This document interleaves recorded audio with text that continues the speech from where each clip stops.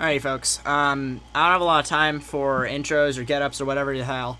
Welcome back to another severe weather coverage live stream on the Royal and Wire 54 channel. We currently have a significant tornado in progress south of the Chicago metropolitan area. It is in the metropolitan area currently. We have a particularly dangerous situation. Tornado warning in effect for the warned area until 11:45 p.m. Central Daylight Time for a confirmed large and extremely dangerous tornado located over Darien, far east Woodridge, moving east of 45. Radar confirms this debris with tornado moving over populated areas. This is a particularly dangerous situation as worded by the National Weather Service in Chicago. So locations impacted will include Burr Ridge, Western Springs, Indian Head Park around 11:20, Palos Hills, Justice, Summit, Bridgeview, Hickory Hills, Countryside, Willow Springs, and Hodgkins around 11:25. Oak Lawn, Midway Airport, Burbank, Alsnip, Chicago Ridge, Palos Heights, Crestwood, and Worth around 11:30. In addition, Chicago Lawn, Oak Forest, Ashburn, Evergreen Park, and Midlothian. This is a particularly dangerous situation. A confirmed large, extremely dangerous, and potentially deadly tornado is on the ground. To protect your life, you need to take cover now. Moving into an interior room on the lowest floor of your sturdy building, avoiding windows. And if you are outdoors in a mobile home or in a vehicle, you need to move to the closest substantial shelter. Protect yourself from flying debris. We had been looking at this for the past few frames, and you can just look. There is an evident spot of enhanced reflectivity covered by the correlation coefficient drop. Spectrum width is remnantly there, but I don't think it matters all too much.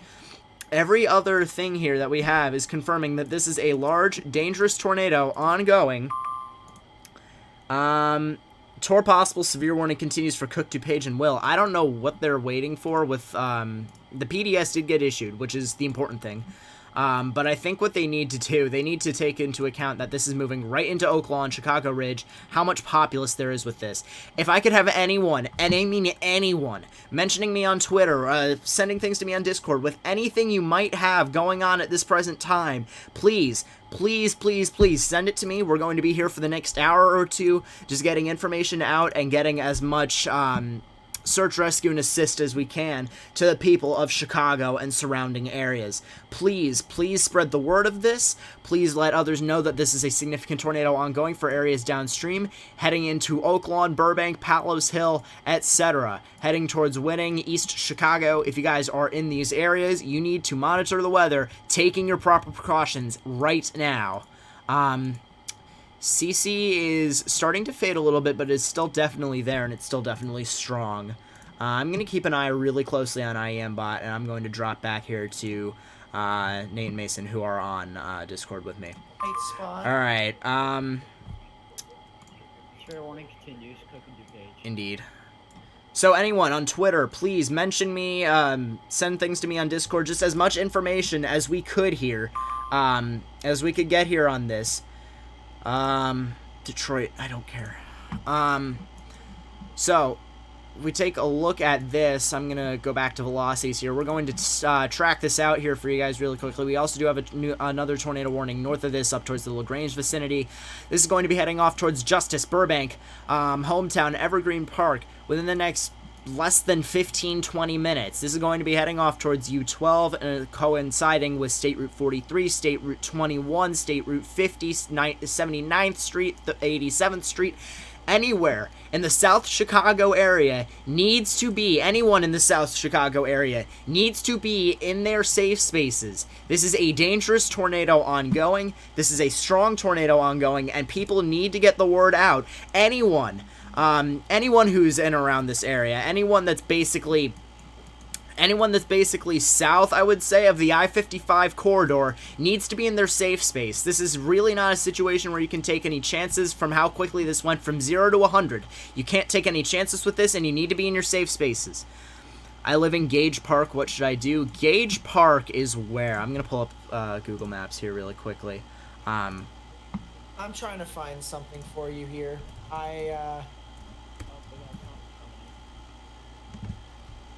I'm having a lot of difficulty finding as to where this... Marine warning waterspout possible. That's not relevant at the moment. This seems to have weakened significantly, but the one to the north of it may be giving way here shortly. The one up by Willowbrook.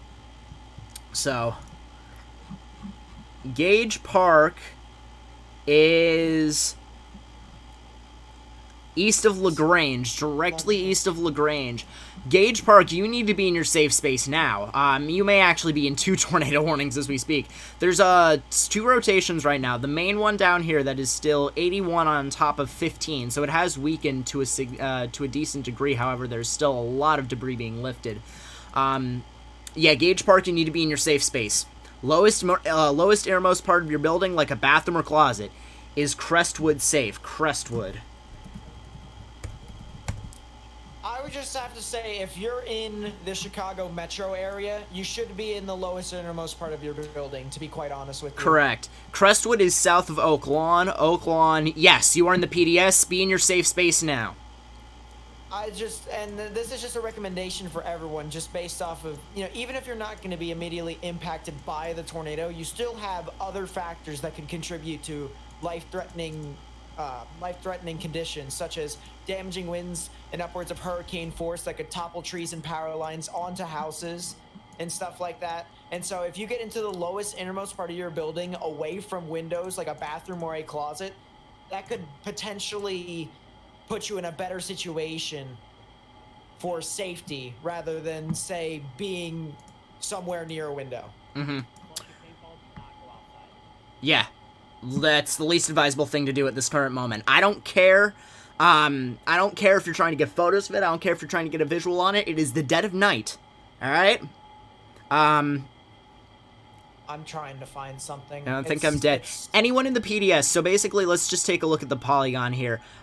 Frankfort Square up to Lockport, basically up to Lombard, Illinois, through Chicago. Really anywhere to the east and, to the west and south of Chicago need to be in their safe spaces. The northern rotation might be giving way as well. So as much of a fluid situation as this is, you can do your best to be in the most interior room right now. As the second rotation maybe gives way, that would be heading off towards the general areas, up directly south of Chicago. A lot of residents, a lot of buildings there up by Summit and potentially even further east. Anyone around those areas needs to be in their safe space. We'll continue to grind that into your head in order to be the most safe that you can. And I know Metro Chicago probably doesn't have a lot of basements because of a lot of tall buildings. I live right next to Lake Michigan, downtown Chicago. Should I be more or less concerned? You should definitely be more concerned at this point. If you're in downtown Chicago, there's multiple rotations at this point that could give way at any moment. So if you are in downtown Chicago, take your precautions and be in your safe space. At least the safest space that you can, considering you're downtown Chicago. I'm in Chicago. It's first time encountering a storm. Probably first time encountering a storm of this degree. Not to mention, y'all's storm season has been fairly on the low end of things. See several possible rotating tornadoes. Scary situation for Chicago, indeed. River Park, near the ocean. I'm scared. River Park, I'll just assume it's down by the lake. Really anyone in and around this area, and we have a new update on it. At 11:23, a confirmed large and extremely dangerous tornado was located over Willow Springs and over Justice, moving east of 50. This storm has a history of producing damage across southern DuPage County, and radars indicated debris lofted thousands of feet in the air. This is a particularly dangerous situation, worded by Chicago. So again, really anyone in these general areas, not to mention the fact of the tornado, you have probably significant damaging winds extending out with this line, needs to be in their safe spaces right now. Yes. They're sending a lot of emergency vehicles right now to Woodbridge. Up by you? Up by you? I'm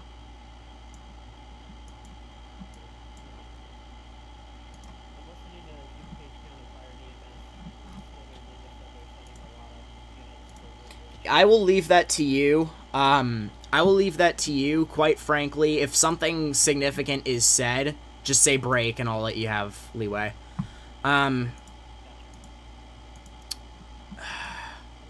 So as much as this is getting close to the shoreline of Lake Michigan,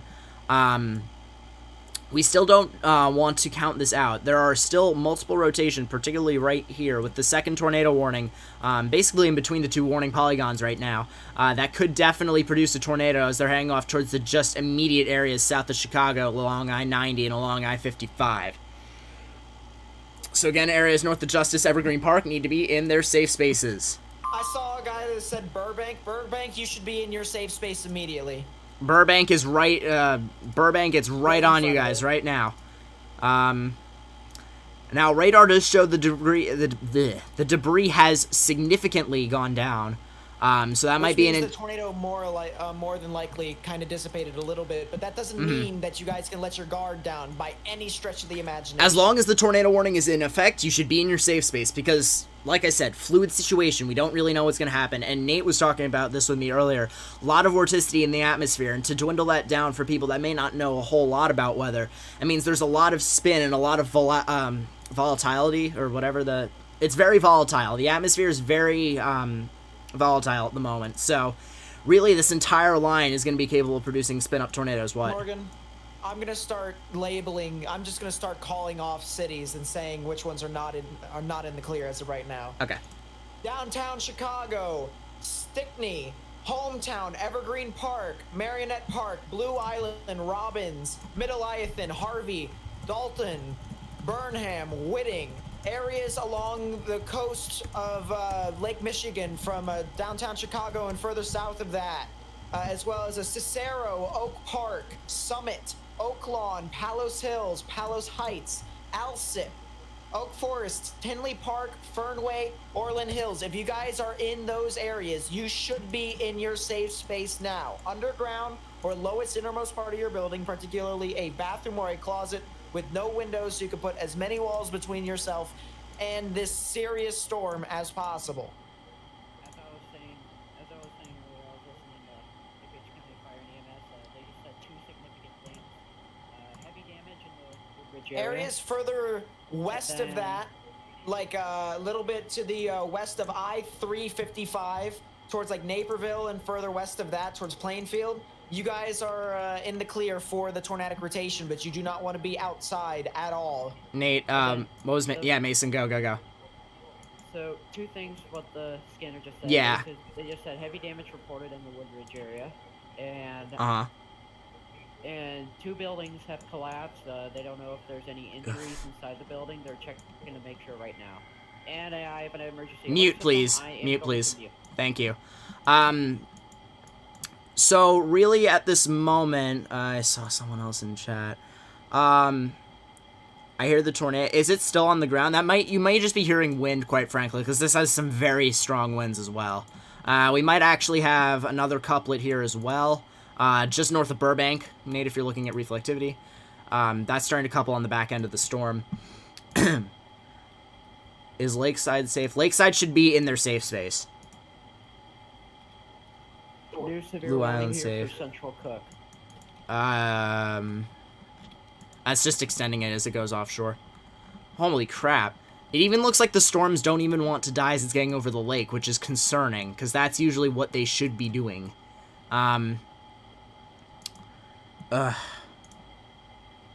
Is Naperville okay? Naperville is off to the west. They are fine for right now. For right now, Naperville was the area that was initially impacted by what has become this dangerous storm. So they might have suffered some damage earlier. Is the tornado calming down or getting worse? At the moment, there does not appear to be a tornado on the ground, but that does not mean that you should be out of your safe space. In fact, there might actually be another tornado on the ground now. That may just be fallout as well. Velocities have coupled again, so you can see just north of Burbank here, I'm looking at this little couplet right here. The 2 velocity directions touching. That is 55 on top of 21. That would be a 76 mile per hour delta velocity just to the north of Burbank. So anyone that's to the east, direct east, basically south of Chicago, as my IEM bot tries to get my attention. Cicero, you should be in your safe space now as well. Yes. If you're in Cicero, you should be in your safe space. LaGrange, I would continue to stay in there, although you're getting the lingering effects of this. New Lenox, you guys are not being impacted by the tornadic winds. You're going to be impacted by the main damaging winds at the moment, but areas near Manhattan and Wilton Center, as well as areas near Monet and areas along I-57 near Piatone, you guys most likely should stay in your safe spaces. Sturdy structure on the lowest innermost part of your building, particularly a bathroom or a closet. I'd highly recommend staying on there. Ooh, multiple spotter reports of damage to trees, structures, and power lines near 75th and Janes and Woodridge. Debris on I-55, probable tornado, time estimated by radar. That is Woodridge, DuPage County, Illinois. That is about 20 minutes ago as well. So Woodridge is back a little bit with this. Yeah, right along I-355 there. So Woodridge definitely sustained damage by this. This was when it was in its initial stages and it went right over there. That was probably when the tornado was near its strongest.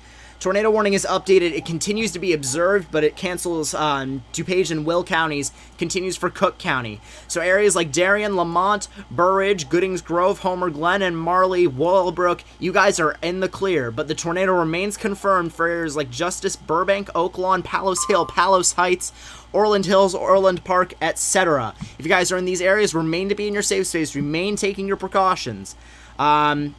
Wording here on this warning is really interesting. At 11:32, a storm capable of producing a tornado was located near Burbank, moving east at 45. The rotation in this storm has shown weakening in the past 10 minutes, and if this trend continues, a downstream warning will not be needed, and the warning will be allowed to expire. But it continues observed, damaging tornado per radar indication. It will be near Chicago Lawn, Ashburn, Evergreen Park, and Midlothian around 11:35. And these storms will be continuing to progress off to the east. So if your areas on the southern end of Lake Michigan, like Hammond and areas around that, even if we don't directly call your neighborhood, even if you're around these other suburbs of Chicago, if you hear any of that, just assume that it's near you and that you need to get into a sturdy structure.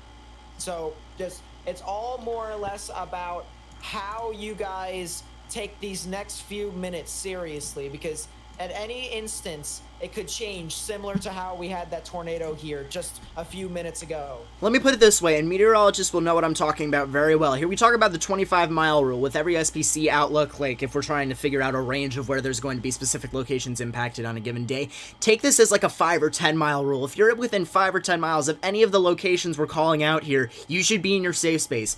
As much as you might want to take this lighter, as much as you might want to try and figure out what the hell is going on, you really need to prioritize your safety first. Prioritize that you are safe, and prioritize that you can do the most to make sure you and people around you can get through this storm without your own losses. It looks like there might be a couple embedded rotations within the line up by Marionette Park and Evergreen Park. So we got another IM bot here. The tornado warning is updated and is now radar indicated and continues for Cook County. No, this is the northern one. My apologies. So this is the northern one that was in effect for LaGrange. That one is continuing to be radar indicated. It seems like the majority of the rotation has moved out of that area. But do continue to take your precautions if you guys are in areas like Cicero, in and around there, and particularly Chicago. I'm gonna try. I am sorry about that. It's fine. I'm gonna try and see if I can get some timings for some of this, Morgan. I'm Yep. just trying to load up this. Really quickly, would like to note, particularly with this line, areas south of this, so let's say East Chicago, Ogden Dunes, basically the northwestern corner of Indiana, along Lake Michigan. You guys are not out of the woods yet. You still could see some damaging winds within the next 30 minutes to an hour, as well as a possible tornado. If you guys live in and along the Lake Michigan coastline up in the northwest corner of Indiana, kind of by Valparaiso, you guys need to be monitoring the situation very closely, and if need be, you might need to take your proper precautions soon. And in fact, I'm going to load up here Northern Indiana's IM bot in case something happens to get issued. Yeah, go. So, one of my friend's uncle just confirmed there's significant damage off Darien, just off 355 in Woodbridge. Yeah. Darien. Yeah, Darien's up by Woodridge. So, yeah, that's one of the areas that the tornado was mainly impacting. How fast is this thing moving off to the east, Morgan? Storm motion, if I take a look at the warning boxes here, they're saying that is moving off to the east at 45 miles an hour. So it could be moving at slower or faster than that rate even. So say that this is moving basically highway speeds in this instance. It is really moving at a very rapid rate to the east. Yeah. I got timings here. Go. Dalton at 12, Dalton at 11:38, as well as Park Forest at 11:38, South Holland at 11:39, Chicago Heights at 11:40, Calumet City at 11:44, Lansing at 11:44 as well, Munster at 11:46, Hammond at 11:47, East Chicago at 11:49, Highland at 11:51.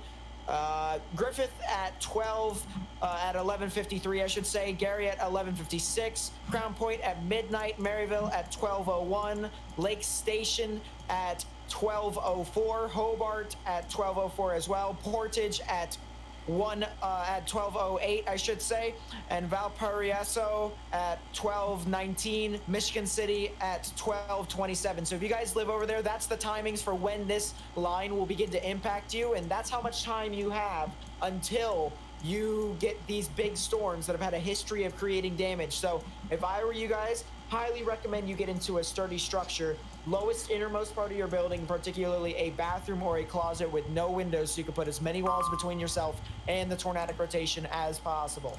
I do have a photo. Transponders report tree fire caused by downed power lines in Lake Holiday area. That is LaSalle County, Illinois, time estimated by radar. So that, I believe, is associated with something that is not this, but is associated with the damaging winds. That just highlights, again, the threat that these storms can create. I do have a photo. And really quickly, Mason, let me just get through this.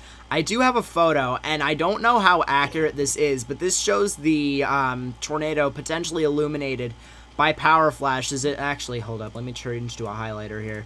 It actually shows the tornado coming down right about there and then right back there as associated with the silhouette. So if this would be actually what the tornado is, that is a borderline wedge tornado. That is a large stovepipe tornado. Not even a cone, it's larger than a cone. It is a large stovepipe tornado, borderline wedge. And bear in mind how much of a metro area Chicago is and how significant this is to the warned area. So that just puts into context the kind of tornado that this once was and the kind of tornadoes that we could expect for the rest of the evening. We do, and I hear Mason's scanner going off.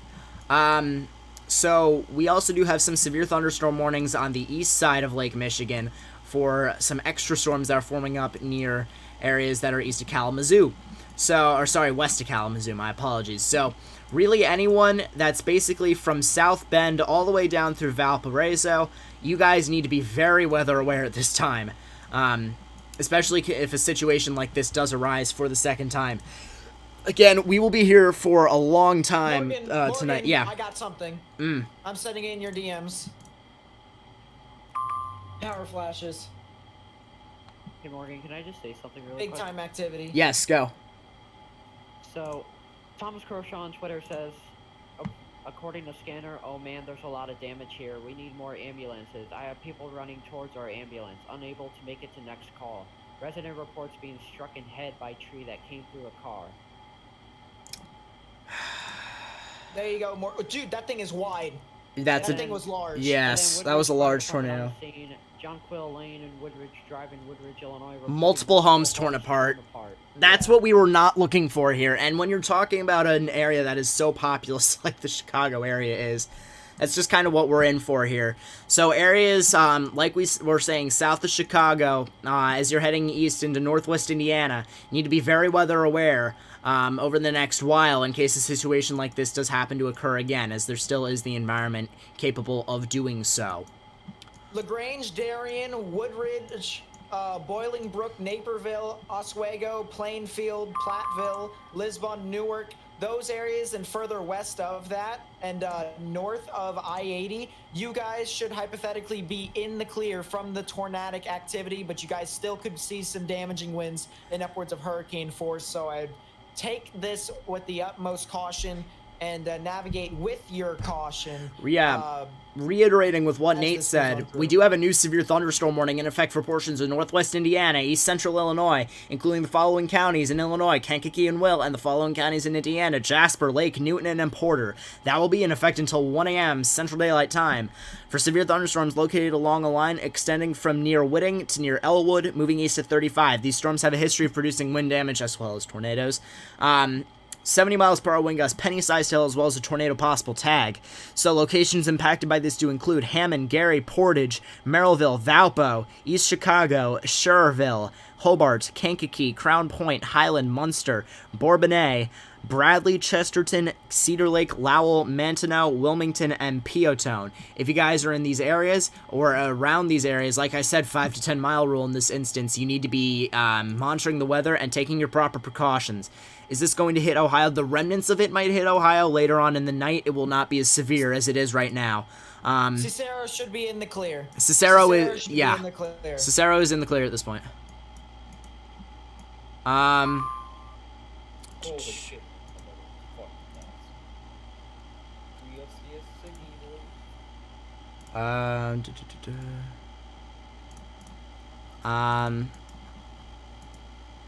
So at the moment, folks, it looks like the tornadic threat has diminished. Just a bit. A bit, but that doesn't mean it can. I was gonna say, Morgan, keep covering the severe weather. I'm gonna look at Twitter and stuff like that, see if I can get more stuff. Please and thank you. So at the moment, it looks like the storms have taken on a little bit more of a linear fashion, but what we can notice, actually, is we do have some more storms that are forming down to the south of this. I still have my highlighter on. We do still have some more storms that are forming to the south of this that are adding onto the line that might actually contribute to the tornado threat. We still do have the 5% chance of tornadoes in effect for the area. Naperville, 3 injuries and gas leaks reported. So there's the damage that you're getting with this tornado. That's up by Naperville, and that's one of the main areas that we were talking about that this tornado went through. Really dangerous situation for anyone that happens to be in the damage path of this too. Unknown hazards, gas leaks, stuff like that. Downed wires, downed trees, etc. Anyone in and around those areas still needs to be taking caution. So we can see around here for areas by like Hammond, Chicago Heights, Monty, you have a storm line that's currently progressing through the area, down and along that, pushing east at a rather rapid rate. Again, highway speeds. So pushing off towards areas like Cedar Lake, Crown Point, Merrillville Lake Station, Lowell, Schneider, Maumans, Kankakee. You guys need to be weather aware and potentially taking your proper precautions if a tornado warning gets issued for your area. The tornado reported has expired for areas of Cook County, and there goes the other tornado warning for Cook County. So we now have no tornado warnings in effect. Two things here again. House has collapsed via scanner. And Dr. Sean on Twitter says one of my buddies said their friend's house on Woodridge is completely off its foundation. You don't hear the grain of salt right now. Yeah, especially considering it's the dark, but if that's never something you really want to hear, even on initial report. Oh, yeah. What about Aurora? Aurora is in the clear, kind of. Again, unknown hazards here. Gas leaks, downed trees, downed wires, stuff like that. Really, if anyone's asking if they're in the clear, even if I say yes, mind that. Is Chicago safe? Chicago is getting through the rest of this. Some very heavy rain should be impacting your area right now, but other than that, not a whole lot. We can see the storms continuing to rapidly form and extend off to the east. So as we're pushing off here, keep that all in mind, that there could be... Joliet should be starting to get into the end of these storms. So if you guys would hang in there for the next 5-10 minutes, you guys should be in the clear with that. Open a second GR2 window here. Bear with me, please. I'm just going to make sure I get towards the northern Indiana stuff as well, considering that's also another big factor. Northern Indiana, western Chicago, Michigan. You guys are in the clear now. Anywhere from downtown to west of downtown, if you basically parallel I-290, if you go west on that and even go north of I-290, you are in the clear. What are the coordinates of the tornado right now? Negligible. The tornado is off the ground. Anything with Oak Brook? Oak Brook is getting through the last of this as we speak, I believe. Anyone along I-88, so basically Naperville down south towards Woodridge as well, near I-355, you guys are also in the clear. Just take proper precautions because there could be debris that could be in roadways. Yeah, like debris, down trees, down wires, gas leaks as well. Never something you want to hear. Houses and stuff like that. As we've probably heard, as you guys have probably heard from us already, we've already got reports of damage to houses across the board. We are going to try and see if all this is pretty legible, but if there is, then you guys, I highly recommend wearing some sort of footwear to walk around in, especially if you're going to go outside and there is debris from houses and stuff like that. You do not want splinters on your foot. You are going to want to wear proper footwear in this case. New tornado possible, severe thunderstorm warning extending for the other, extending basically the bared coastline at that time of northwest Indiana and western Michigan. So they really are not taking any chances with it. The National Weather Service in northern Indiana has issued the severe thunderstorm warning for St. Joseph in northern Indiana, Laporte in northwest Indiana, Cass and Burren in southwestern Michigan. So this is a tornado possible tag. 60 miles per hour wind gusts and quarter-sized hail are the other main hazards with this. So severe thunderstorms located along a line extending from Lake Michigan Beach to 14 miles north of Long Beach to Griffith, moving east at 50. So really anyone along the coastline of Lake Michigan at this point, south of Holland and along towards the Chicago area, they're really not taking chances with this. They've seen the wrath that this storm has had, and they really don't want to take any chances with this happen. The environment's volatility does decide to create something again. A little bit of a discrete thing that might be forming up by Crete, Illinois. A little bit of an embedded rotation here you can see with the embedded squall line right in here, and maybe forming a bit of a rotation there. Velocities would seem to suggest it. Maybe a little bit of spectrum with there. So definitely keep in mind if you guys happen to be really in any of these severe thunderstorm warnings, you need to be very weather aware as this pushes off towards the east. Tornado possible severe thunderstorm warning will continue for Cook and Will counties in Illinois with 70 miles per hour wind gusts as a secondary hazard. That will be until 12:15 a.m. Central Daylight Time. You got another 30 minutes on that. Again, we're going to be pushing the info out for the next at least 30 minutes to an hour for the people of Illinois and Indiana here that have been impacted by this, as there is a lot to take note of at least. So guys, you gotta share this. You gotta share this coverage on social media because other people might need this same coverage. You know, it's not just Chicago that needs this coverage as well. This is a widespread event here, so we gotta share this. Facebook, Twitter, all sorts of areas, friends and family, social media. By liking the live stream, that actually gets this live stream onto YouTube's algorithm. So that way, people who may not know what's going on, it appears onto their recommended feeds. And then they may be able to get the information and distribute it, or if they live in these areas, they could be getting useful information, especially with all this dangerous severe weather. Check my Discord here. Major damage reported in the Chicago suburb of Woodridge, following reports of a large and extremely dangerous tornado on the ground. That is not that much of a surprise. Crash reported on I-355, right around the area to which the tornado went over. Yeah,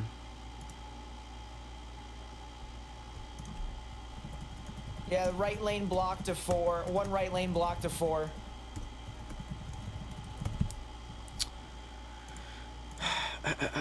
Alright, again, if anyone has anything on Twitter, and now Woodridge is trending on Twitter, so I'm actually going to use that to my advantage. Oh,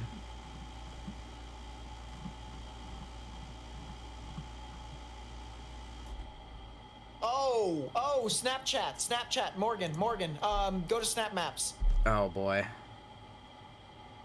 I'm just gonna do this on my phone because it's the easiest at the moment. No, you can do it on computer here. Can you send me a link, please?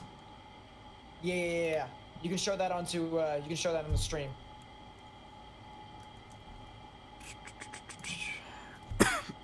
Excuse me. In the meantime, I will answer any questions in chat. Gas leak, yes. Has there been any power outages? Not any that I've been confirmed of, but I will assume that there are several. At the moment. Oh. That's...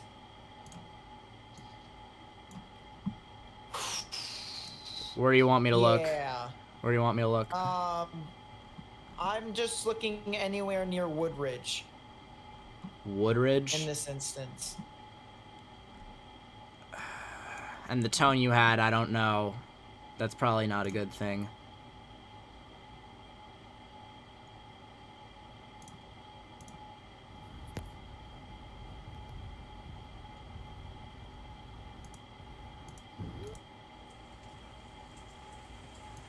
How did this break then? Because their front window is not... Where specifically were you looking in Woodridge? I'm about to pull it up here.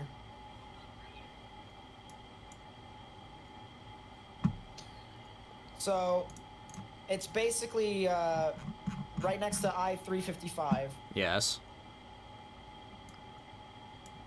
And then if you go, I guess you just click around that, click right around where it is. Yeah. So it's right at 33 and 56 at Woodward Avenue. If you click right there, and then you go to the next, How did this break just like then? 'Cause click there's- through, scroll through, you'll be able to Oh see. my god, bro. Oh my god. So is that our roof or is that their roof? Look at this. Oh my god. What? There go the sirens. Let's go.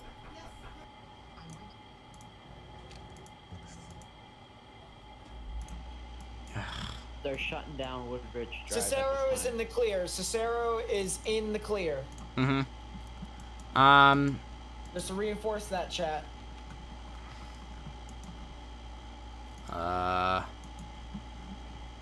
Going further along in front of this line, if you live along I-65 in Indiana, you guys need to go ahead and get into a sturdy structure. Underground or lowest innermost part of your building, particularly a bathroom or a closet, because you do have thunderstorms that do have the capabilities of producing hurricane force wind gusts within your area. That's 74 mile per hour winds or greater within your area.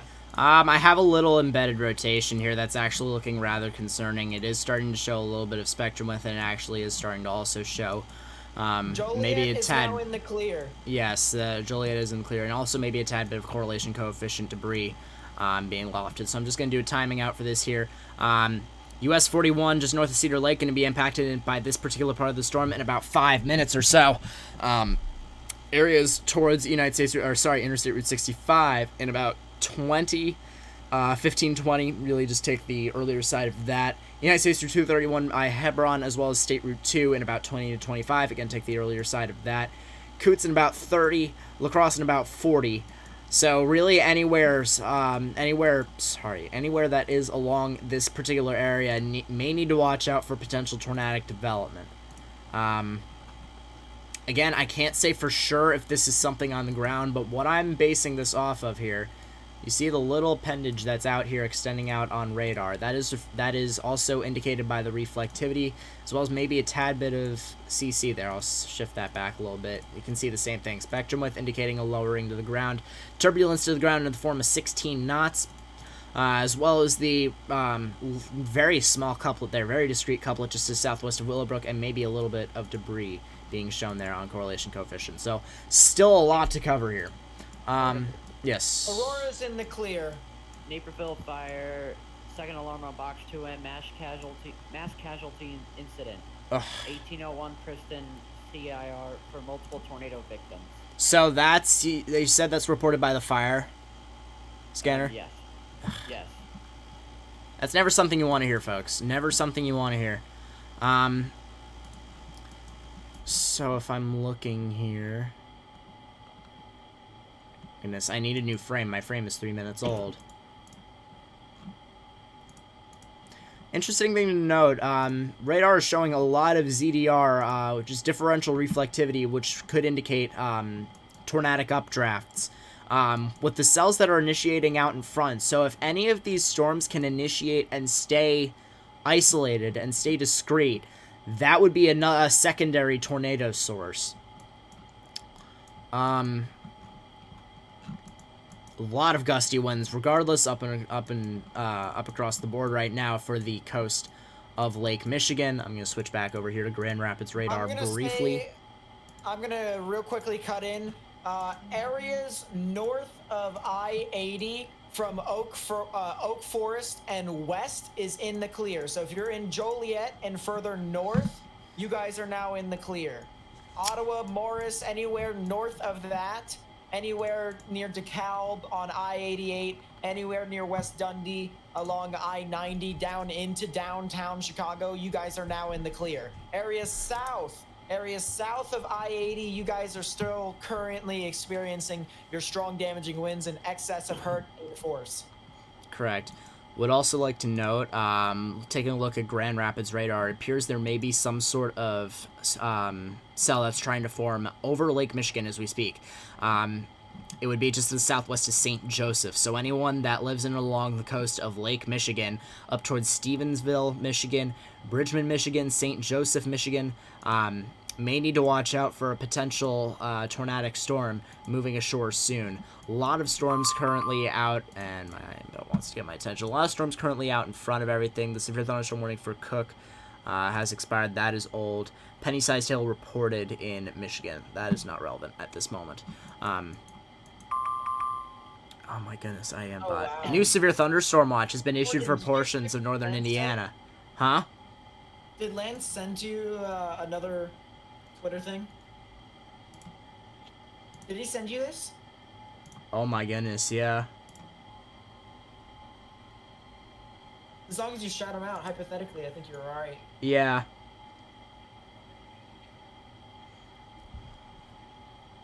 Shout out to Weather Michael 2 here on Twitter. I would actually just like to briefly show this here. Yeah, that's a gnarly looking tornado right there. Hey, Morgan. Palatine is near O'Hare. They're in the clear. This is a Cody, on at least Twitter, it says just spoke to a police officer. Says they can't get to us until they deal with what's going on in Woodridge. Told me there were major fires going on. yeah, power lines, gas leaks, what have you. That could be a source of that. But you guys can see on this image at least, per a large, this would be a large cone tornado, extending out. And where was this taken again? Did you guys manage to? Where did it say it was taken? South side. South side of Chicago. If that- I'm assuming that's this tornado. I'm assuming it's this one. If that was taken on south side, then goodness, because that would mean that it held up for a long amount of time. We do have just take a look here, Nate, along United States Route 41. We have several embedded rotations developing here. Right, and this is the thing too, because the type of environment that we're in today is very favorable for some quick rotations to spin up and produce these types of tornadoes. And we've been seeing this for a good part of the entire day. It's been very slow for the beginning during the afternoon hours, but then once it hit the evening, the wind shear intensified like it typically does. And then after that, things really just went off the rails, and here we are now. So this is still the same. Tornado warning for those embedded cells. So that's what I was just mentioning earlier. This is going to be a tornado warning here that'll come over quickly. Mason's probably going to get his weather radios going. Will County, Illinois, Jasper, Lake, Newton, and Porter, Indiana. This is for these embedded rotations that we were talking about heading up towards Valpo. This will be in effect until 12:45 a.m. Central Daylight Time. You can see the wording on this here. A line of severe thunderstorms capable of producing brief tornadoes were located near St. John or near Cedar Lake to Beach or moving east at 45. This is what we were talking about. Lines of storms that are going to be capable of producing these brief, quick spin-ups here. So these are the locations that are going to be impacted by this include Cedar Lake at 12:05, Crown Point, Lowell, and Lake Dale Carlia at 12:10, Winfield at 12:15, Lakes of the Four Seasons around 12:20, as well as Hebron, Indiana University Northwest, Ileana Motor Speedway, and Lake County Fairgrounds.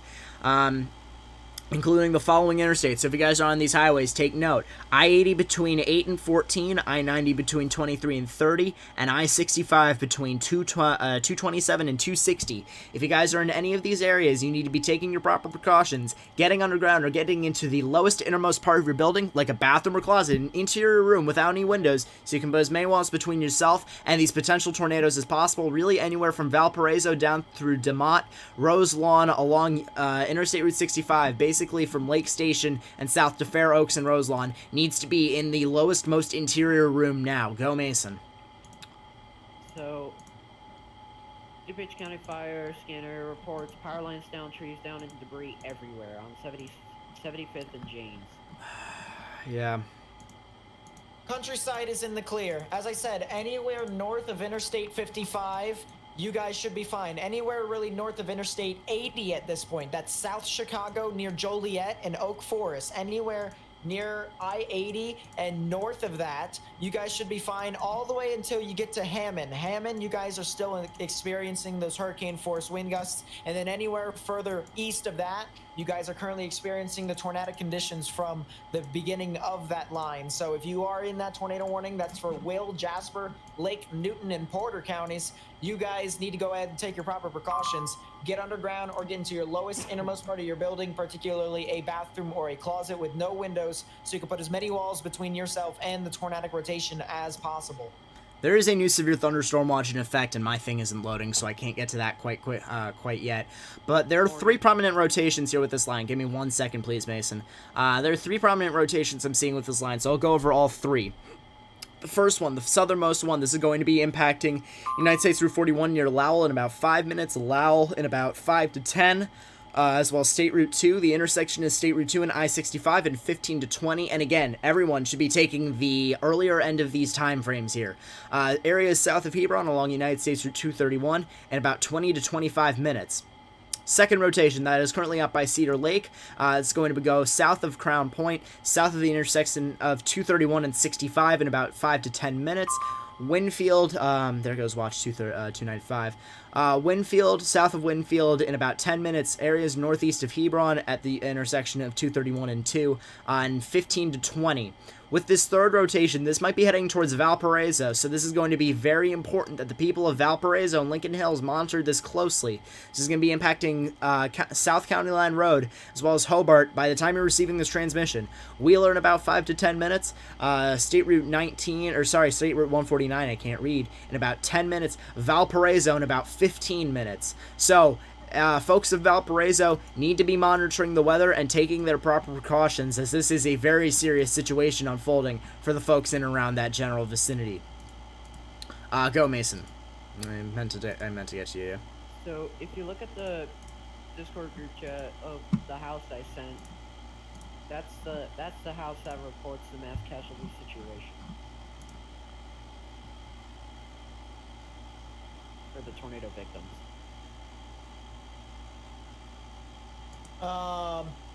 Erie posted something on Twitter, Morgan. I think you'll be able to get away with it. I got it. I appreciate you, Cassie, for getting me this. Goodness gracious. So I'll just pull this up here. Thank you, Cassie, for pulling this so you guys can see widespread damage, lots of trees and branches down. Looks like scattered debris everywhere over these portions of Wood Ridge. It looked like it was still really heavily raining. Car windshields blown out, as well as it seems like a lot of heavy damage up and around that general vicinity. Just shows you the post hazards that we have with this as well. Downed trees, downed wires, stuff like that I already mentioned. Morgan? There's a fire. Real quickly, just as I said, areas in downtown Chicago, if you are within the Beltway, you guys are fine. You guys are in the clear from this severe weather situation or even tornadic situation. Even if you're like near Midway, if you're near O'Hare, if you guys are within anywhere along the Beltway or even in downtown, you guys are fine. If you guys are north of I-80 all the way up until Hammond, you guys should be fine. So all the way down until Gary, Black Oak, and Lake Station, you guys should be in the clear. But if you guys are in Gary, Black Oak, Lake Station, New Chicago, Hobart, Wheeler, Maryville, Winfield, Crown Point, Hebron, Valparaiso, Valparaiso, down in the DeMont areas and the Wheatfield areas. You guys need to stay in your safe space. Just basically, new severe warning basically bridges the gap west of United States through 421. So this is a severe thunderstorm warning issued by Chicago for 70 miles per hour wind gusts, penny-sized hail, and a tornado possible for Jasper and Porter counties in Indiana. That will be in effect until 1 a.m. Central Daylight Time. Again, tornado possible. With this is downwind of the tornado warning that is currently in effect for areas like Cedar Lake, Merrillville, Crown Point, Hobart, and south. Another one near DMs. Yeah, Mason, go, as I'm looking here. According to radar and velocity, apparently another brief tornado has touched down near Crete, Illinois, by the Illinois-Indiana border.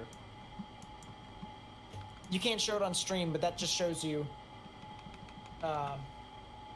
Crete. Shows you the magnitude. Yeah, that's by one of the. That's by one of the discretes. Yeah, that's what I was talking about with that. Yeah, that was a brief weak one. Yeah, that's what I was talking about, though. That's the threat we have posed. With this line of storms, as more storms initiate along the line, brief weak tornadoes are going to continue to be possible for the majority of Indiana. For the majority of northern Indiana. Tree damage near Canterbury Road and Galena Boulevard relayed by Aurora Police Department. This is in Montgomery, Kane County, Illinois. This was pre-tornado. This was 10:50 p.m. Central Daylight Time. Morgan? Yes. According to scanner, people are trapped in houses. Yeah, right that's no surprise, and that's unfortunate. That's no surprise. I have reports, unconfirmed reports, that the DeKalb County Fire and Emergency Dispatch is currently pending 7,000 calls at the moment. 7,000? 7,000. This is gonna be a long night, folks.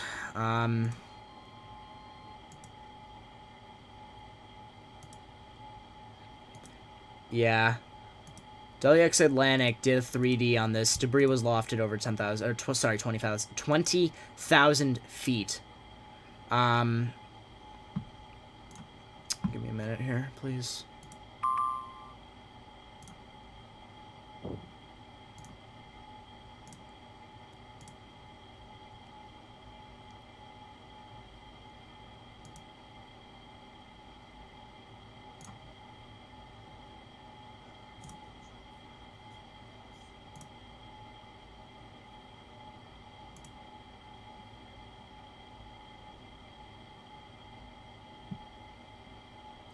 Alright, now that that's taken care of, I can shove that down to the side. I would just focus on the people out in front of it, because this is starting to head into South Bend as well. Yes, this is starting to head into South Bend as well as Valpo, so... I'll also look over through and call out some more areas that are starting to get into the clear. As I said, Hammond is in the clear now. Chicago Heights, Crete, Goodenow, Monet, areas just basically along I-57 all the way down. If you are from I-57 and west, so like towards Wilmington, Manhattan, Morris, Seneca, that general vicinity, all the way further west, if you're even further west than that, you guys are in the clear. But if you are east of that, if you are in the general vicinity of I-65 and even east of that as well, you guys need to stay into your safe space. So downtown Chicago, Little Village, areas around Cicero, Oak Park, Elmwood Park, Melrose Park, Westchester, LaGrange, Justice, Countryside, Bedford Park, that general vicinity around there, as well as Oak Lawn. You guys are also in the clear. We're about Forest, all the way down to Calumet City. We're about to get another tornado warning here. This one's going to be in Michigan. This is for what? This is for some of the cells that are out in front of the main line. So the storm line has come over the shores of Lake Michigan in Michigan. Give me 1 second here, Mason. By Paw Paw Lake, Covert, Watervliet. Decatur is likely going to get a tornado warning here soon. There is a strong couplet there of 78 on top of 7, as well as Spectrum with present. So really anywhere in and around the Paw Paw, Kalamazoo, Portage area in Michigan needs to be very weather aware for a potential tornado warning soon. Go, Mason. Two things here. Scanner just said there is a person with a broken leg, cuts sustained by broken glass. Yeah, that's another hazard. Naperville Fire has now upgraded to a second alarm. box alarm, mass casualty incident, area of Ranch View Drive in Princeton, CIR, for multiple tornado victims and structure damage or collapse. That's another thing that we have to mention on roads and stuff like that. If you guys are going to go out trekking in the post tornado, broken glass, big thing. Another reason to have hard-toed boots, like what Nate mentioned at the beginning. If you're going to be going out in this, hard-toed boots, really any kind of good protective gear, good protective gear to have. The tornado warning will continue for Jasper, Lake, Newton, and Porter counties in Indiana. This is basically cutting off the portion of it that is in the state of Illinois. So this will continue for areas like Valparaiso. So that will be in effect until 12:45 a.m. Central Daylight Time. And I don't have water, but I don't have time to get water. And here's the good thing here, real quickly, for the people here, because most of the people here in the chat are from Chicago. The actual tornado threat now has officially left the metro area and is now starting to head further off into the Indiana area. So for the people who may be asking if they live in the actual metropolitan area of Chicago or even the suburbs around Chicago all the way through in Illinois, the threat is over for tornadoes. However, if you live in Indiana, and if you live in the northern portions of Indiana, and specifically from Michigan City, Valparaiso, all the way over to South Bend, further on through, you guys are not done. You still have this massive line of storms, and we do have a new tornado warning. Southwest Michigan, and that's why I was mentioning that. Sell by Decatur, new tornado warning for Van Buren County. This is going to push off towards the north and east, towards the areas of Kalamazoo. This is going to be until 2 a.m. Eastern Daylight Time. And that was the cell that I was mentioning. 15, where did you hear that from? Because I believe that might be false. Where did you hear that from? What?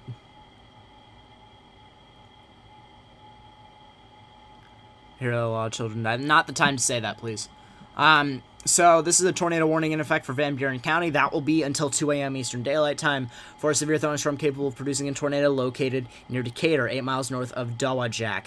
So, like I said, these cells out in front of the line are going to be mostly rotating as they push off towards the east. So Decatur, Lawton, Paw Paw, Matawan, Portage, Kalamazoo, along and south of Interstate 94, perpendicular to State Route 40 and State Route 51. You guys need to be taking your proper precautions, getting underground or getting into the lowest, airmost part of your building, ideally a bathroom or a closet, an interior room without any windows, so you can put as many walls between yourself and the potential tornado as possible. So locations that are going to be impacted by this include, I'm going to reiterate, Decatur, Paw Paw, Lawton, Matawan, Keeler, and Lawrence. So if you guys are in those areas, you need to be in the lowest, innermost part of your building, like a bathroom or a closet.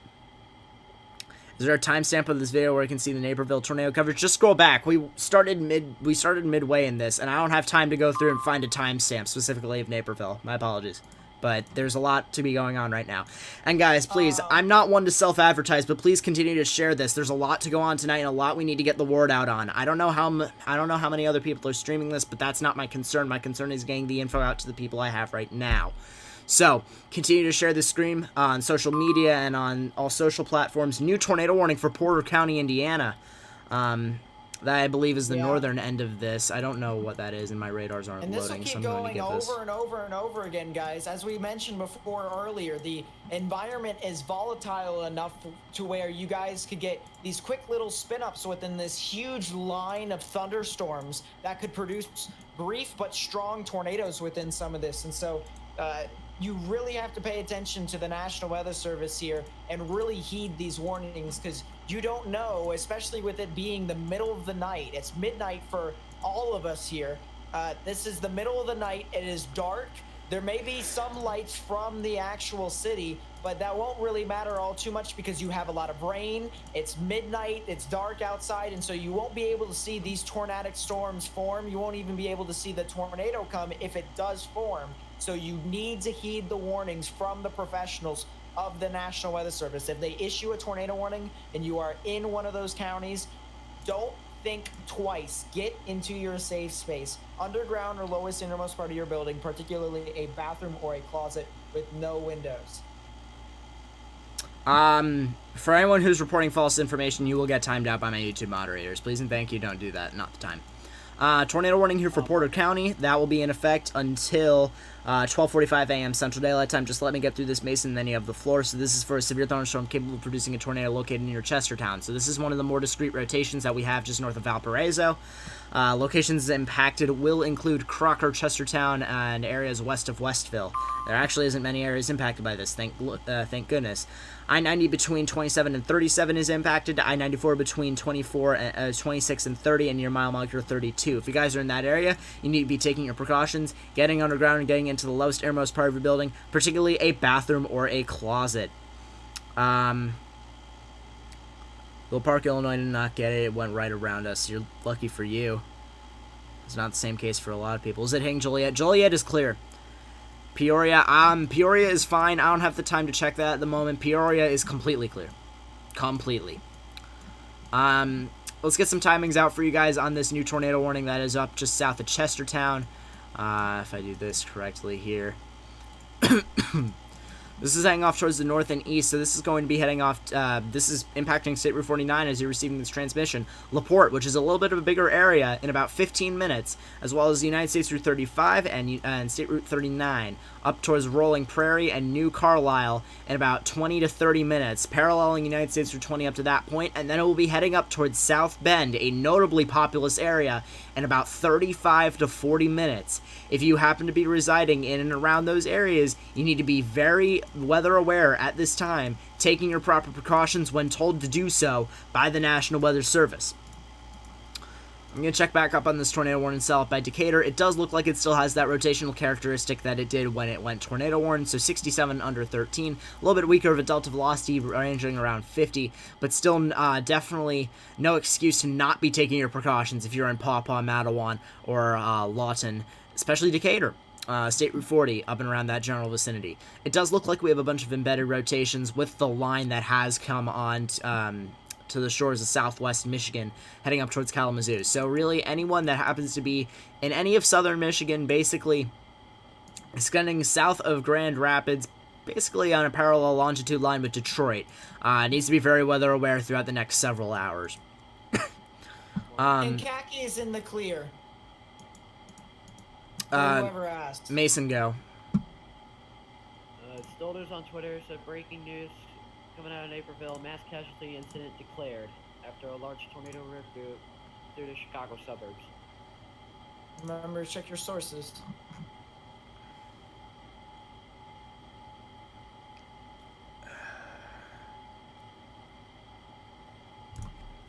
Yeah.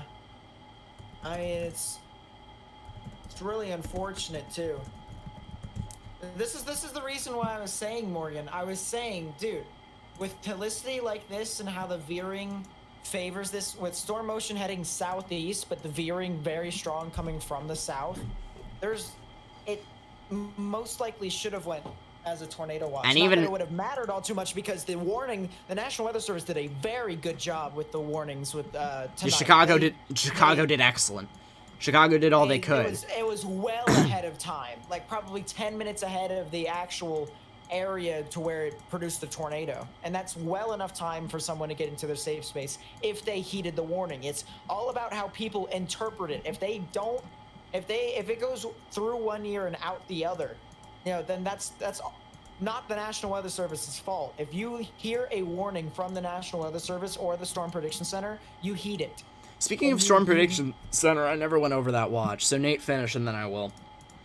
Yeah, I was just finishing up and saying, if you hear a warning, severe thunderstorm warning, tornado warning, or whatever, that's your cue to get indoors. And even if you hear like a flash flood warning, you're gonna want to seek higher ground or not drive through flooded roadways. They're there to try and protect you, and if you don't listen to them, then not only is that not their fault, but you're putting yourself at risk.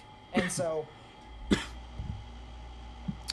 the tornado warning for Jasper, Lake, Newton, and Porter will continue for the next 25 minutes, so that's just continuing for those line of embedded rotations that's going to push off towards the east. This new severe thunderstorm watch, number 298, has been posted for portions of southern Michigan, like I said, basically on a longitude line with Detroit, up through north central Indiana, northwest Ohio. So the following counties in Indiana: Allen, DeKalb, Elkhart, Fulton, Kosciuszko, LaGrange, Laporte, Marshall, Noble, Pulaski, St. Joseph, Stark, Steuben, and Whitley. The following counties in Michigan: Allegan, Barry, Berrien, Branch, Calhoun, Cass, Eaton, Hillsdale, Ingham, Jackson, Kalamazoo, Lenawi, Livingston, Macomb, Monroe, Oakland, St. Joseph, Van Buren, Washtenaw, and Wayne. And the following counties in Ohio: Defiance, Fulton, Henry, Lucas, Ottawa, Paulding, Sandusky, Williams, and Wood. And it does appear we have a new tornado warning. Or am I? Yes, it is a new tornado warning for Laporte. So this is downstream of the one that had already been issued for that general area. Tornado warning now in effect for, if my thingy would work here, northern Laporte County. That will be until 12:45 a.m. Central Daylight Time. This is an extension. This rotation is starting to look pretty, doing pretty well for itself, honestly, going up towards the north and east. So this is for a severe thunderstorm capable of producing a tornado located near Westville, moving east at 55 miles per hour. So locations impacted by this will include Westville, Waterford, Laporte, and Rolling Prairie. Particularly Laporte in about 15 minutes, 10-15 minutes. Again, earlier side of these, please, for your safety. Interstate 80 between 38 and 56. Interstate 94 between 33 and 36. If you guys are on the road, you should be off the road in an interior room on the lowest floor of a sturdy building, avoiding windows. Excuse me. Can I sneak in here real quickly? I Yes. want to make a note here for the people who have been here within the stream for ever since, I guess, practically the beginning. A lot of this is a common reoccurrence to where we have a tornado warning, it continues to move on through, it dissipates, forms a new one rather quickly, and then it's just constant cycle of these quick spin-ups within these random spaces, and that shows you how unpredictable this environment is in this case. And so if we're looking at this current trend and how this continues to move about, this should tell you all that you need if you're in the path of these storms, that you need to heed these warnings from the National Weather Service whenever they do give them. So the tornadic rotations that are south of Valparaiso seem to be on their way out. You are still in a tornado warning if you are in DeMott, Roselawn, Shelby, Hebron.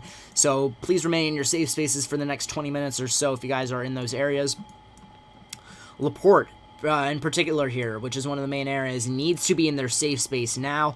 Also would like to mention the fact that we are looking like we could have a little bit more of a significant rotation starting to occur near Paw Paw, Michigan, along Interstate 94 up by Kalamazoo. So if you guys are in those areas, you need to be in your safe spaces right now.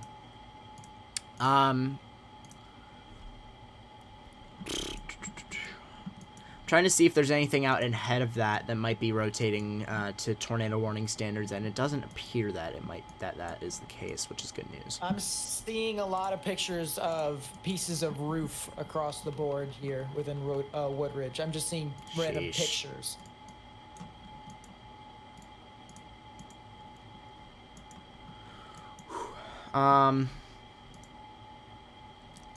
Again, folks, we're just trying to get a grasp on this for anyone who happens to be impacted, basically from northwest Indiana, eastern Illinois, northeast Illinois, southwest Michigan, anyone in these areas that needs to have the information that they could get. 14A on Claudette, nice. Tornado warning will continue for Porter County until 12:45 a.m. So if you guys are in that area, you will have another 20 minutes on that. I believe that is, yes. So it is the areas north of Valparaiso and south of Chesterton, west of Westville, along 6 and 80. So please keep that in mind. Yeah, this is really gnarly.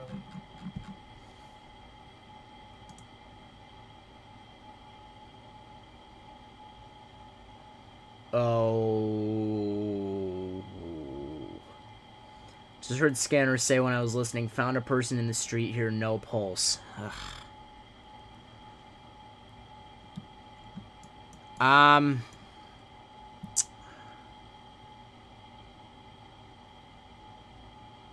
Still looking through, trying to find some stuff.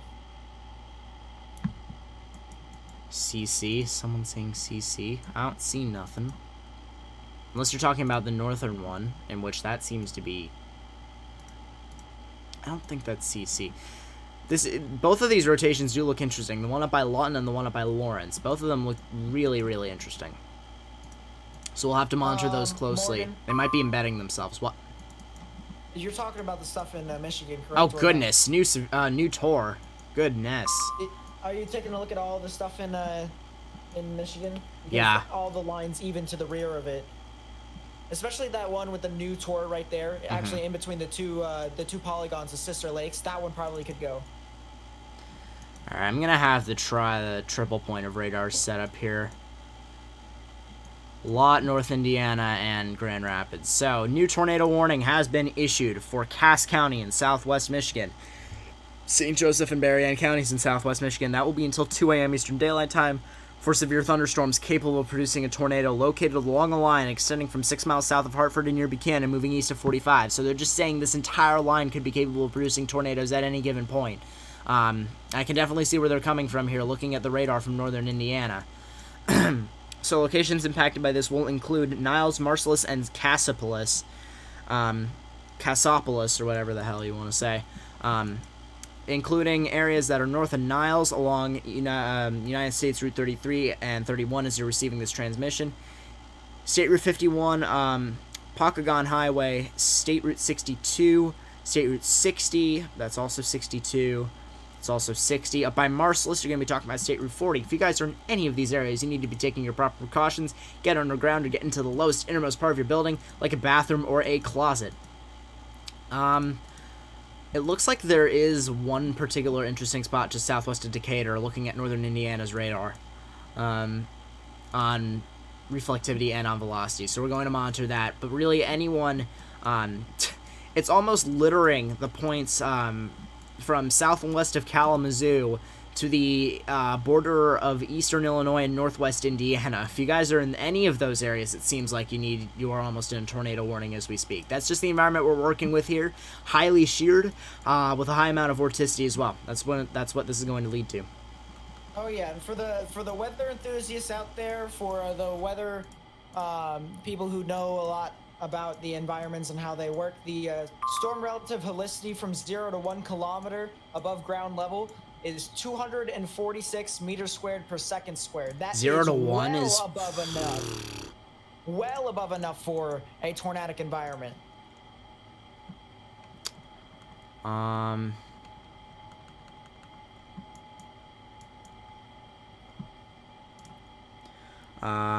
To check Fallon, Missouri. Missouri is fine. Missouri has not a severe warning or a tornado warning as we speak. So, just stay inside, honestly, if you guys are in and around those areas. You don't need to take any, significant shelter. How this even happened, what caused it, that is an explanation for another time. That I will likely tweet about at some point. Yeah, just to recap here for you all, though, there was a tornado that did go through the metropolitan, or at least the suburb area of Chicago, near the metropolitan areas. The tornado risk for Chicago is over now. That is the good news. But as most of you all can see here on Morgan's screen, a lot of these red polygons across the board, those are tornado warnings. We do actually have 5 of them as of this moment.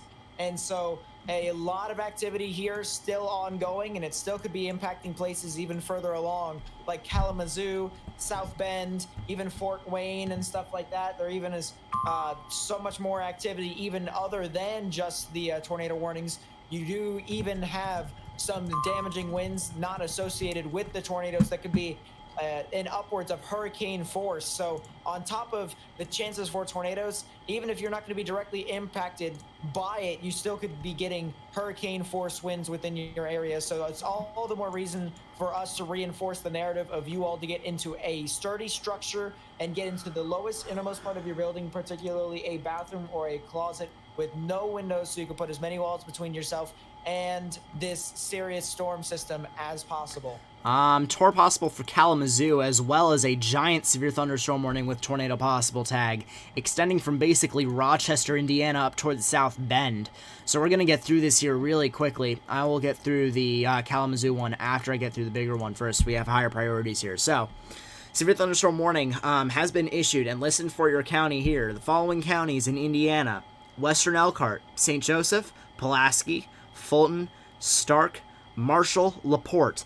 In southwestern Michigan, Cass and Berrien. That is until 2:15 a.m. Eastern Daylight Time or 1:15 a.m. Central Daylight Time. Severe thunderstorms were located along a line extending from New Buffalo to near Moody, moving east at 60 miles per hour. Highway speeds, I mentioned this from the get-go. These are moving really, really quickly here. So this is for 70 miles per hour wind gusts and quarter-sized hail per radar indication. They have tagged that there is a tornado also possible. So locations impacted here include, and listen for your name, again, 5 to 10 mile rule. If you guys are impacted by this, please keep this in mind.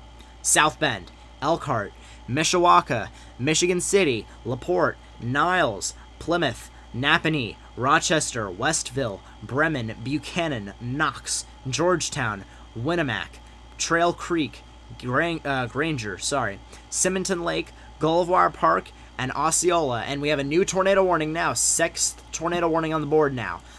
So if you guys are in any of those areas, you need to be very weather aware. And now we have a new tornado warning in effect for Stark and Laporte. That will be until 1 a.m. Central Daylight Time for a severe thunderstorm capable of producing a tornado located over Wanata, near Westville, moving east at 45. So this is for a tornado. Again, one of these embedded rotations that could have the potential for producing tornadoes as they're pushing off towards the east. This is why areas like South Bend, Plymouth, Rochester really need to be aware of the current situation we have ongoing. Right now. Correct. So, areas impacted include Kingsford Heights and Hamlet, as well as Wanata, Hanna, and potentially Walkerton, Coons Lake, and Groverton down the line.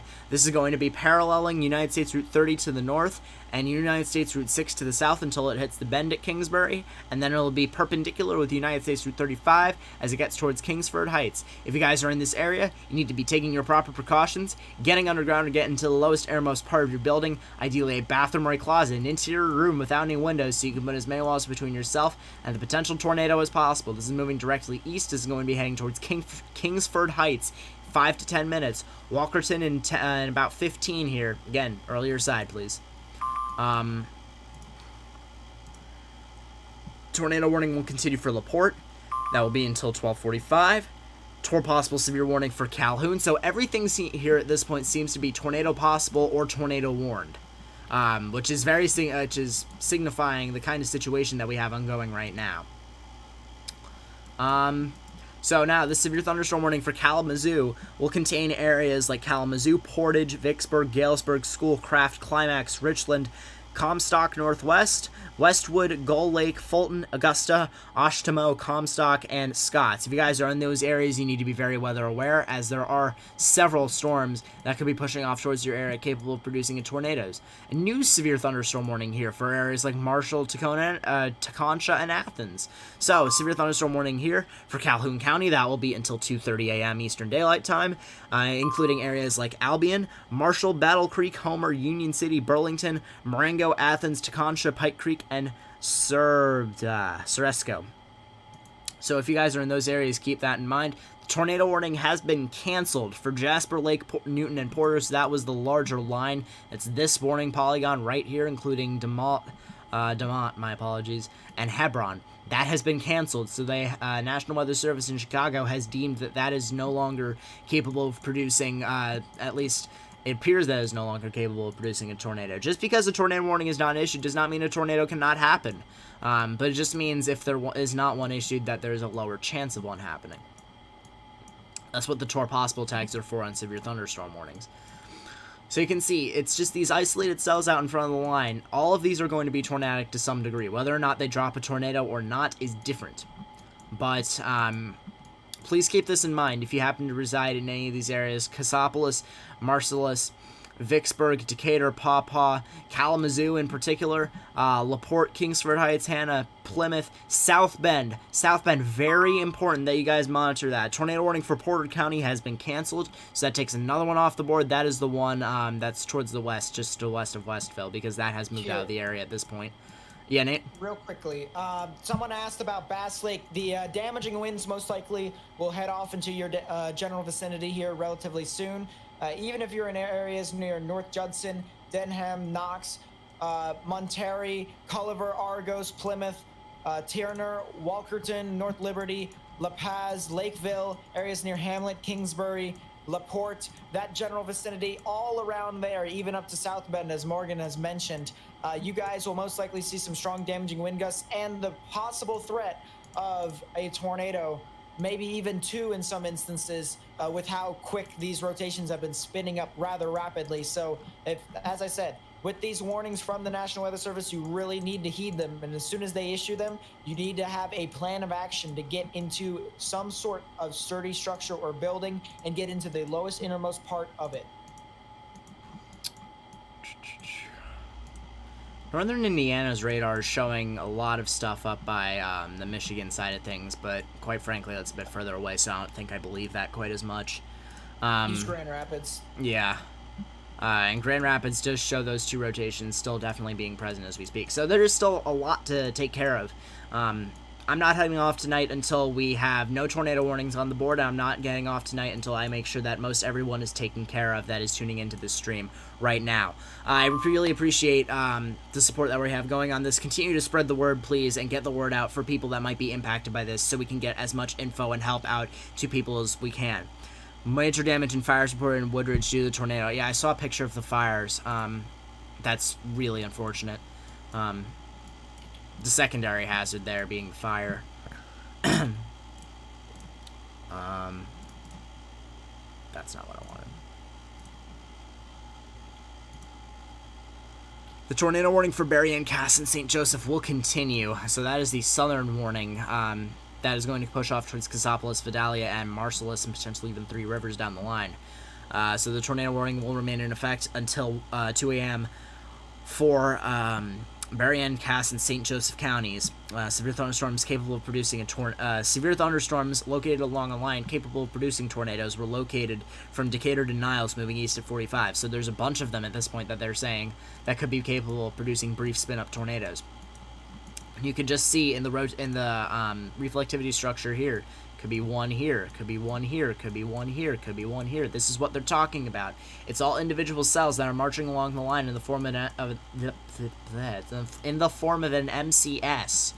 So as this pushes off, you still need to be very weather aware, particularly portions of south central Michigan, northeast Indiana, even northwest Ohio. You guys will likely see a damaging wind threat going through the evening.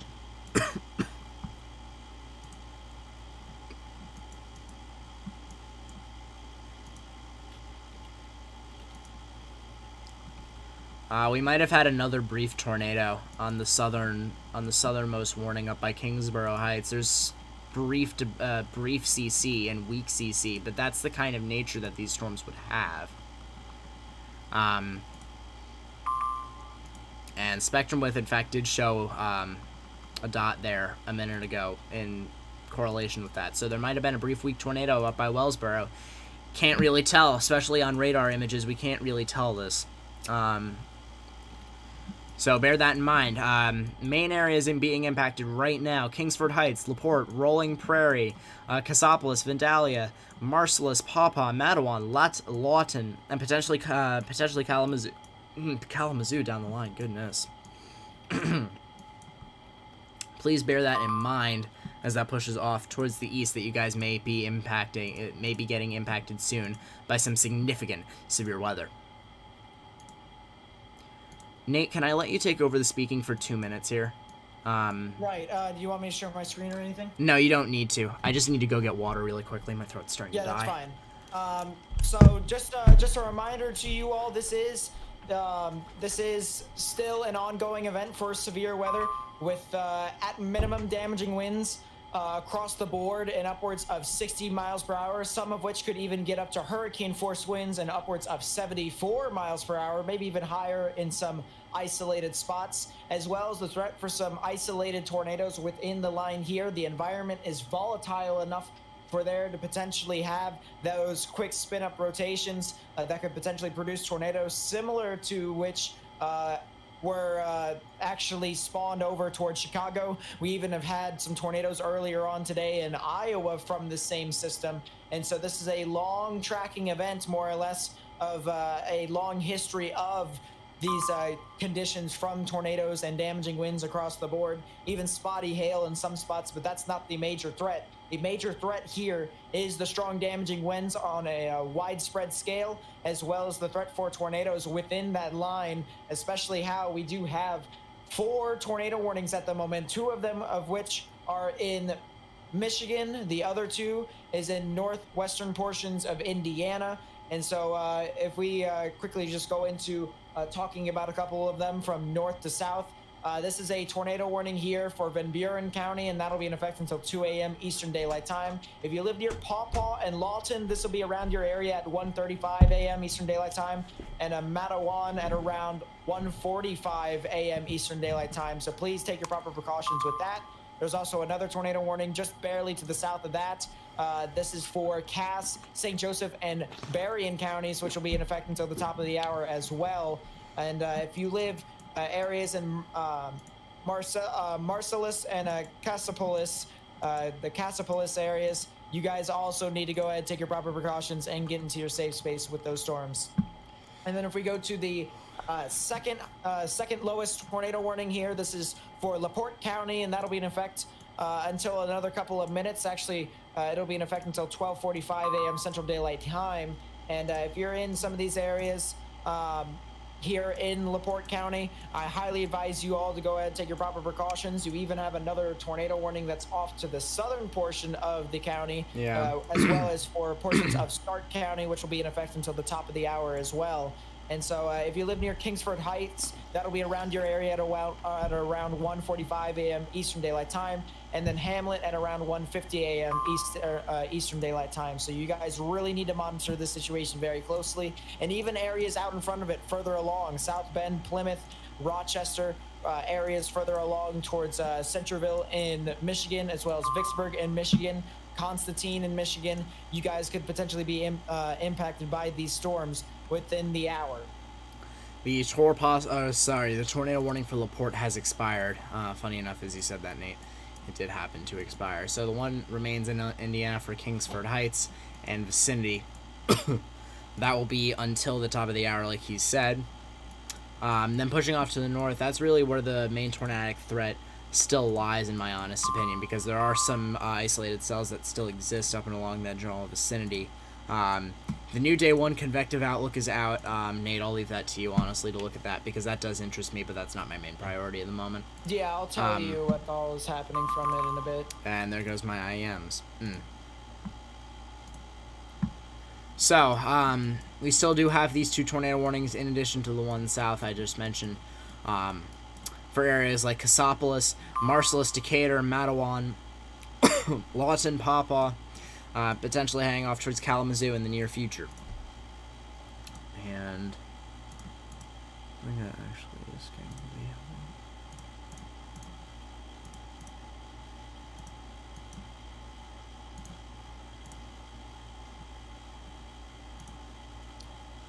I'm trying to get it here for you.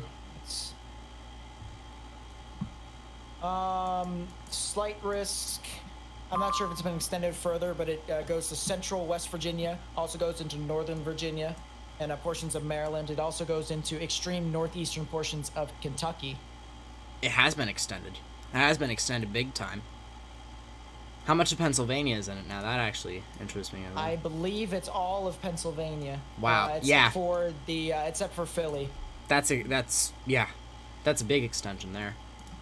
5 tour also goes into Birmingham, New York, and goes further down south into Pennsylvania. Are you gonna chase now? I don't think I will still. I mean, I could try, but maybe give it a go. You have a night to think about it. Yeah, I'd have to create a checklist. I could help you with that later on. So Lawton, Matawan, Paw still in the tornado warning. Marcellus, Cassopolis in the tornado warnings. These are until the top of the hour at least. If we're taking a look at this, I'm going to move my pen up a little bit. These are all until the top of the hour. So at least through 2 a.m. Eastern and 1 a.m. Central, we will have tornado warnings in effect for these designated areas. Please keep this in mind if you happen to reside in and around those areas, that there is the potential for tornadoes going on in the near future. And my IMs. 2% tour also got extended all the way to the border of Tennessee and Kentucky. Mm.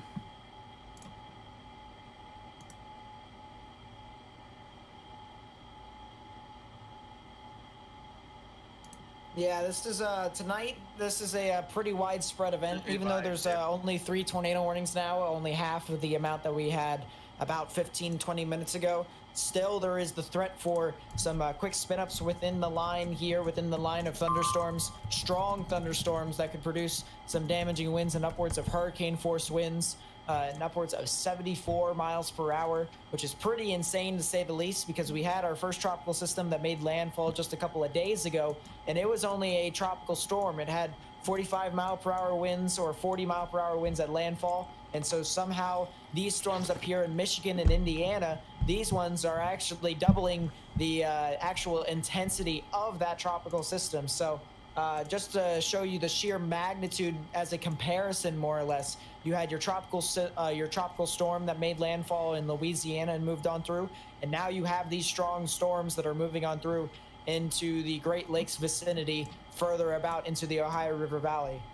So trying to just do a brief analysis of this, of the storm structure even, really, as we're looking here in southern Michigan. So here's what we're looking at on spectrum width. So what we can see here, there's a long line extending out down towards the border of Indiana and all the way up north. What this could indicate is a giant shelf cloud. This could indicate a long, low-hanging cloud that is extending out all along this line. What you're going to look for when it comes to the tornadic threat, you're going to have the line here. You're going to have the line just basically sitting here, low-hanging, and then you're going to have the rotations develop behind it. You're going to have the rotations develop behind it, and those are going to be your tornadoes that would get produced behind the shelf cloud. So that's what we're likely looking at right now with these storms that have been taking on the characteristics of an MCS/Boeing segment-ish kind of structure. This is going to push off towards the east for the next several hours. Tornado warning for Van Buren has been canceled, I believe, because it's moved out of the area. Either that or has gotten weaker with time here. So yeah, as they're heading off towards Kalamazoo, it has seemed to have gotten weaker. Marcellus seems to be getting a tad bit stronger, at least on visual appearance. A tad bit more organized. Still looks rather linear, but we could be watching out for potential tornadoes soon. And if we're just looking at spectrum width here, this would be the line, and this would be your embedded tornado behind it. This would be the little indentation that would appear out behind it. So you're talking about a line out in here, shelf cloud, low hanging. What you would have behind is the rotation starting to swirl just right behind it. Those would lower a little bit further, drop wall clouds, and then funnels, and then tornadoes. The northern Laporte tornado warning, I believe, got canceled here. Yes, the Laporte, the Van Buren one just went. The northern Laporte one went, and right. Yeah. Morgan, I want you to zoom out real quickly from the Fort Wayne radar and just play it on the loop, and just show people the magnitude of how far this extends. Yeah. It's a giant line at this point, extending all the way from areas of east central Illinois, all the way up through portions of south central and central Michigan. So you can see extending up through here, just towards Grand Rapids, down through here towards Waukesha, Paxton, Pontiac, that general vicinity of east central Illinois, directly west of Lafayette. So that's just the magnitude of this line that we have going on right now. Giant line, capable of producing both damaging winds in excess of hurricane force, as well as tornadoes is what we're seeing too. And the Marcellus storm might have just went. If we're looking at Fort Wayne, my apologies. We're looking at 84 on top of 35. That would be a 119 mile an hour delta velocity. And I really hope nothing does show up on correlation coefficient within the next few scans, because that would be really unfortunate. I might have a camera for you in South Bend. Might. Okay. I just hope there's enough lightning to illuminate the storms. Well, there is, and there's also kind of like the shelf cloud action-ish that I can kind of make out. Yeah.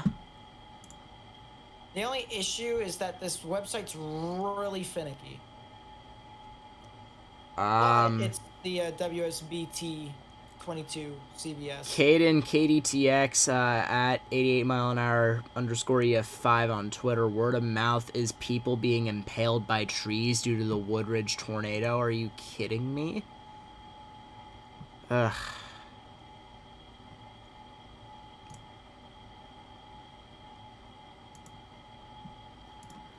Oh, that is a webcam. I've also got another picture of some damage in Naperville. Yeah, pass. I don't know if I can show it on stream. I won't show it on stream. Oh, goodness gracious. The second floor of that home almost got completely just removed. There, it looks like.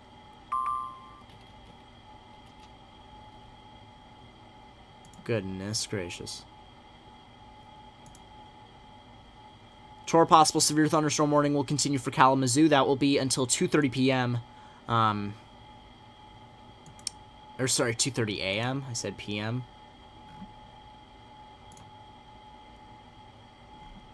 Caden has mentioned me onto yeah. Ugh. Nate DMs. This is courtesy of NBC Chicago here. Jeez. We're looking at a photo of this. Just take a look. This is what was the second story of a home right there. That has looked to, at least half of that has just been completely torn off, it appears. Trees have been sheared, it looks like. You can see a big piece of one laying right there. Scattered branches, leaves, everywhere. Debris is just everywhere in this.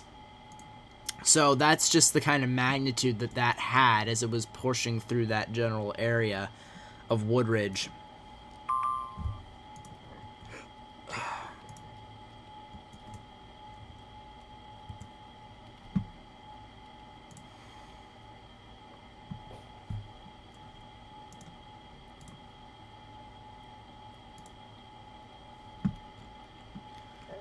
So there goes the tornado warning that was in effect for St. Joseph and Cass and Berrien.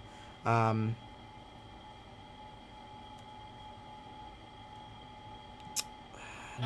gosh. Northern Indiana can't type. Look at that.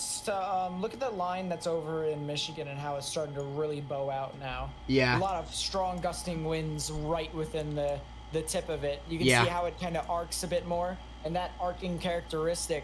If you could basically imagine just a regular line of storms, if you applied a little bit of forcing behind it, that line starts to kind of bend, and when you get that bending, that's a lot of. It literally shows you the intensity of the winds moving on through because it's literally bending the line of storms. So.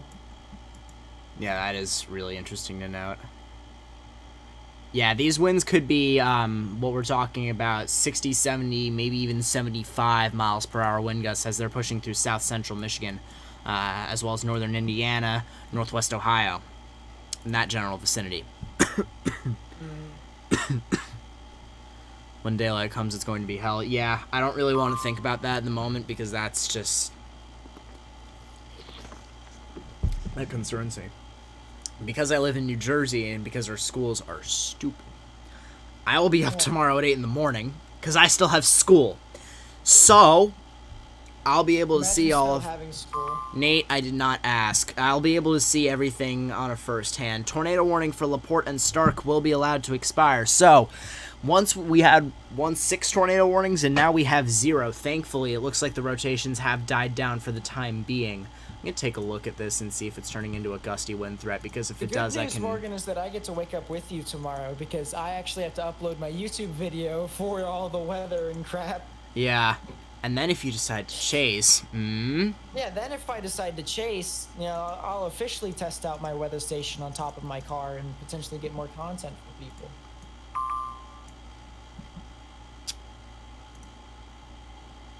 Ooh.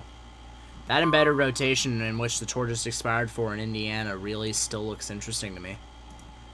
That still looks like a thing.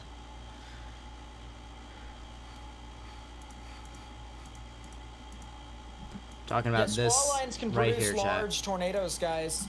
As if you have strong wind shear behind it, it can do it. And it did. And it did in this case. Was there a violent tornado or just some satellites? No, it was a violent tornado. The velocity showed a delta velocity of about, what was it?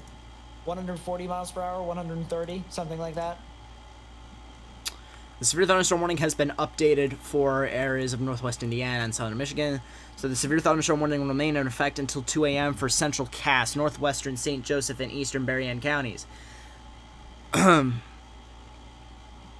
not what I was looking for. That's the wrong thing. Yeah, I knew that wasn't right. The severe thunderstorm warning will remain in effect until 2:15 a.m.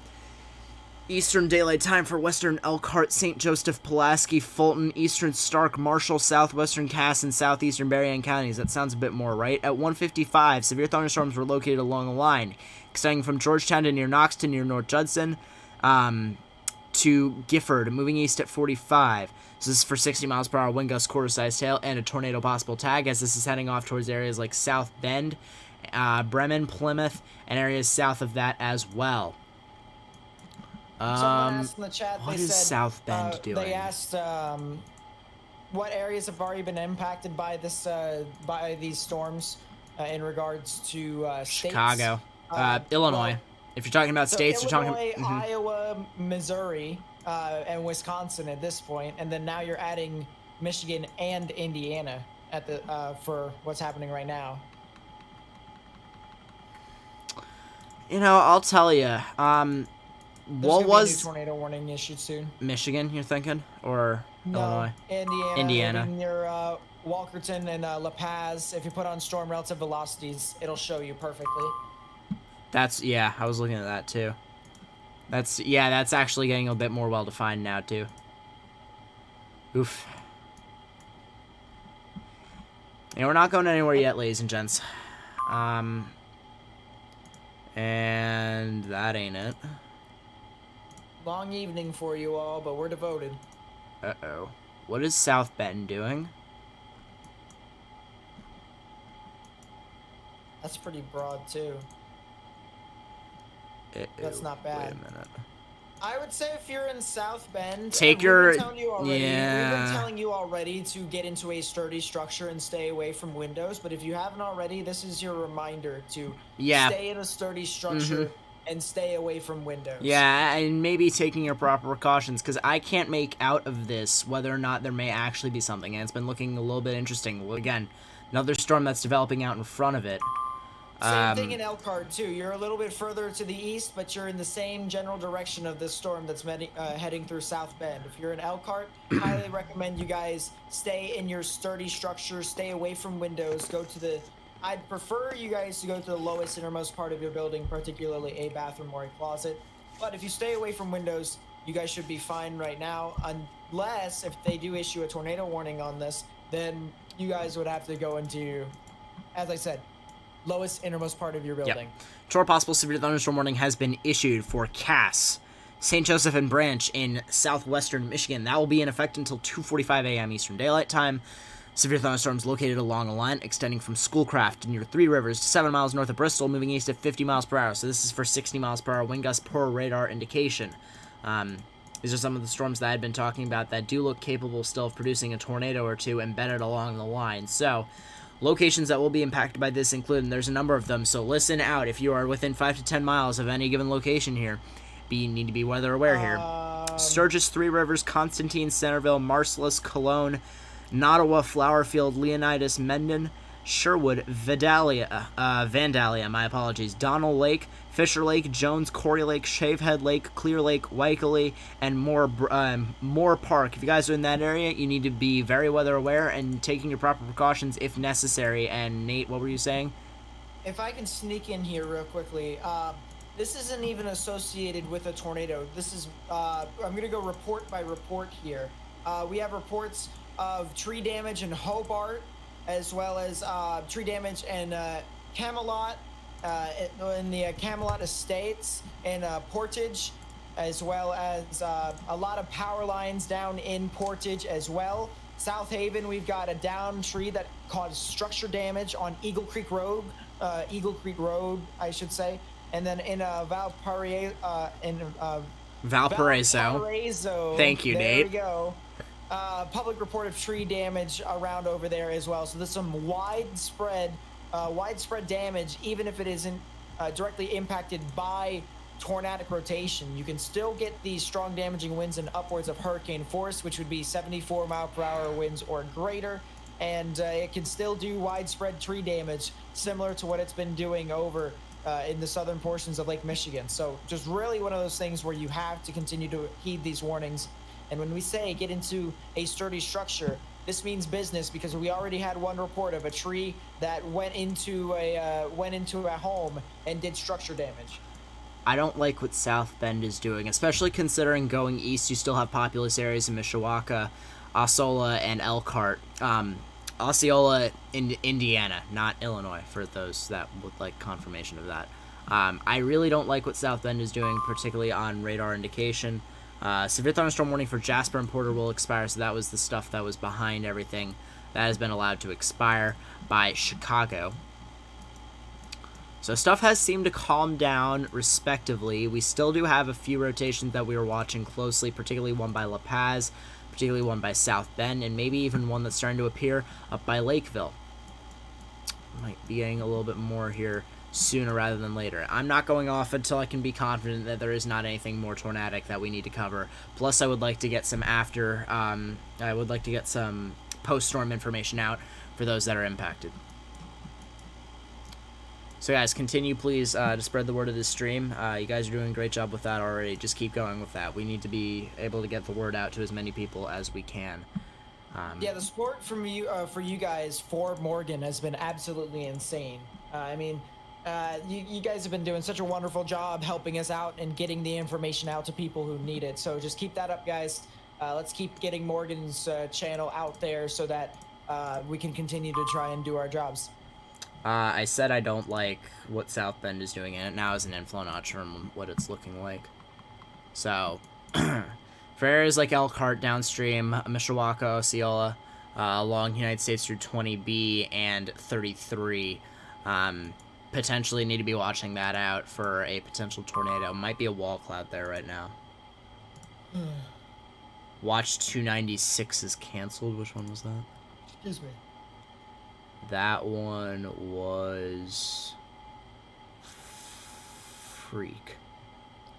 Wow, Northwest Illinois. All right.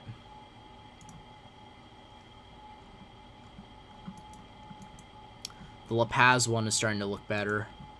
Better is subjective. All of them look... It doesn't really matter what they look like, because the vorticity and wind shear at this point is basically saying, screw your knowledge. Oh, yeah. No, I don't want to say I don't want to say anything about what my predictions were earlier, but I was still like, now you can kind of understand, Morgan, why I was really confused as to, when I thought about it, why they didn't issue a tornado watch. They didn't mention vorticity at all in the outlooks. Yeah, exactly. It really doesn't matter. And it reminded me a bit of Jonesboro. Jonesboro, that entire line was all linear until the low-level jet kicked in, and then boom, you had your EF3 that was in Arkansas.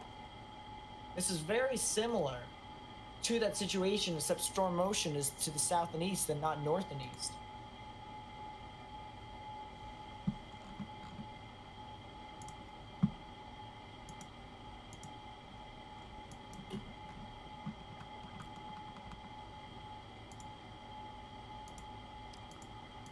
Huh. Ooh, Nate, watch out, Lakeville. Watch out, Lakeville. I'm just looking at both of them. Yeah. I mean, at this point, it's just areas like anything and Wakarusa. everything along this line. Areas like Wakarusa, let's say east of 31, south of 20, north of 40, north of 6. Need to be very weather aware. Wakarusa, Goshen, Dunlap, New Paris, as this gets closer and closer to the Fort Wayne radar site.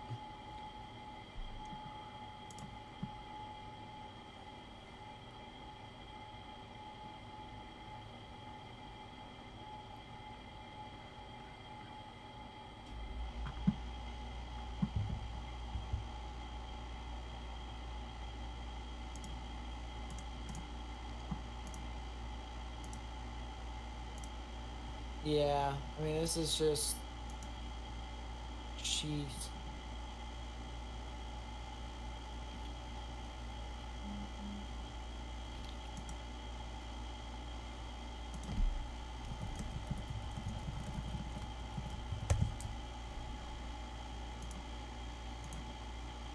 I'm trying to look through to see if I can get some more stuff here for you.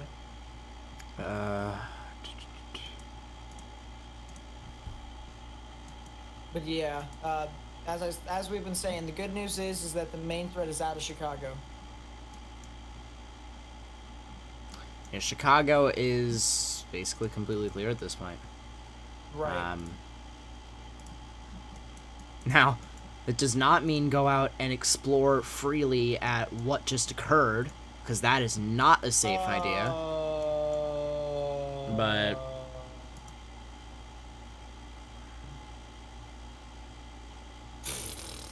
I got a picture here for you. is it a doozy from what your reaction is? I mean, it's not exactly a doozy. It's just I've never seen this before.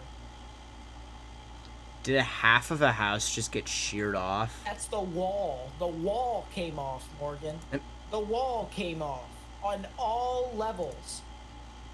The house wasn't leveled. The house wasn't, ripped apart at specific levels. It was the entire wall that got ripped off from the side of the house. Which basically renders it unlivable, because that's just... Jeez. If that indicates the raw power of this thing. Yeah, you guys are currently getting a lot of strong, severe storms that are moving on through. Highly recommend staying in a sturdy building until it passes. Speaking of which, the Lakeville cell. Lakeville cell, is it going? Is it going even more, rather? I can just tell on reflectivity. It could potentially have a CC. Potentially.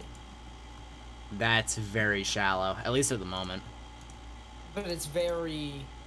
It would be in the right place. It would be in the right place. It's very polygraphic. So that... No, that's Mount Holly. Climate reports. That's Mount Holly. Right, more climate reports. Yeah. So like I said, Wakarusa, potentially towards Goshen, New Paris, Millersburg, needs to be taking their proper precautions and getting towards their safe spaces as this almost inevitably gets issued, my honest opinion. Yeah, we're looking at delta velocity of 85, and now it's 95 on top of 17. So really those who are in and around the area of Wakarusa need to be taking their proper precautions. This is one of those embedded spin-ups that we're talking... This is not really a spin-up, honestly. This has been a thing for a good few frames now. So anyone in Wakarusa, New Paris, Millersburg, Goshen, on my discretion, you should be taking your proper precautions. The National Weather Service in Fort Wayne should be getting out a warning soon here. But if it does take them a little while, trust my word here, this is looking like it could be a rather serious low rotation here. I'm honestly, you know what I want to do? I want to take a 3D of this particular part Kingsbury, of the... you guys should be in the clear. Someone asked about it. Kingsbury should be in the clear. Toward possible severe warning will continue for Kalamazoo until half past the hour. Yeah, I'm not getting a whole lot from this. Not... Yeah, the 3D, you're not going to really see a whole lot unless if you're trying to find a shelf cloud in this instance, but... It would be useful for supercellular characteristics, but other than that, as of right now, no. I mean, you might be able to buy into it with NROT. I'm trying to use Storm Relative. Well, you can use NROT. You'd be able to see the rotation as it spans up in the atmosphere. Thing is, it's not classifying it as much yet. Well, that and I'm a few frames back, so that'll also be a problem. It could also be surface-based. I wouldn't doubt that for a second. I just think it's the fact of... And it is. Rotation only goes up 6,000 feet up in the sky at max. So this is speed shear. This is a speed shear event now. It's starting to turn linear again. It's pretty strong. It's pretty strong about 4,000 feet up. Well, yeah, you see, it's really strong at the surface, but everything else, It's kind of as it meh. goes further and up, it's very linear. So this is a speed shear event now. You still can get tornadic systems within it, but it's not as high as it once was in Chicago. Potential for So that's the tornadoes was good not news. as high as it once was, so to speak. Yes. Yeah, this is looking like it is getting rather windy at this point. The rotation seems to have weakened a little bit, but still, for areas like Wakarusa, New Paris, Goshen, and Millersburg, you should be taking your proper precautions. Northern Indiana continues the severe thunderstorm warning with a tornado possible tag in Michigan for Branch, Cass, and St. Joseph counties. That'll be until quarter of, so for anyone in and around those areas, you need to be mindful of the current situation.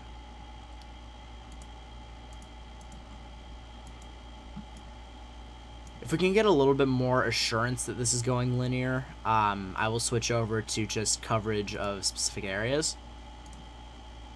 Let me get on to mesoanalysis.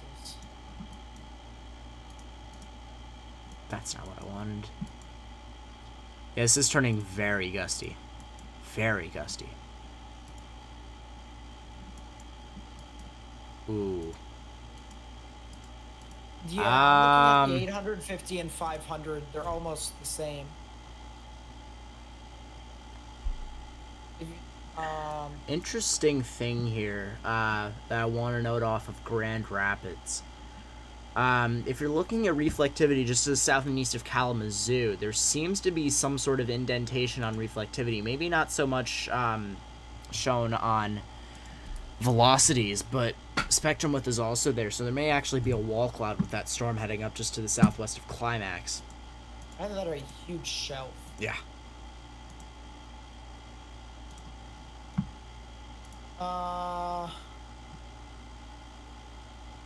Yeah, I think the one near Wakarusa might be starting to consolidate further now. The spectrum width has intensified further to 24.3 knots. I think you're a frame behind. I think you're a frame behind. Am I? Yeah, you are. Just a bit. Just updated. There you go. Nothing serious is going on, right? Did the correlation coefficient drop then? Or not? No, I don't think that. Yeah, the correlation coefficient is no longer there. Wasn't really there to begin with, but Yeah, it looks like it gusted out completely. yeah, which is what we're going to come to expect with this now. Uh-huh. Good news though, for areas of northern Indiana, southern Michigan, this is starting to turn more linear, but the threat for damaging winds up to tropical storm to low-end hurricane force will continue. There is a severe thunderstorm watch in effect for areas towards latitude lines of Toledo Holy and crap. Detroit. Okay. There's a buoy out in Lake Michigan, a little off topic, but at the same time, kind of not at the same time. There's a buoy out in Lake Michigan, and it registered winds in upwards of 71 miles per hour with a pressure of 996 in millibars. Are you kidding me?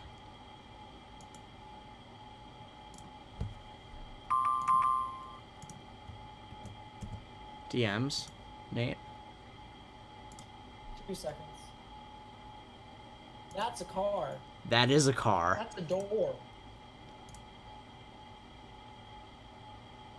Yeah, car got flipped completely. That's what we're looking at.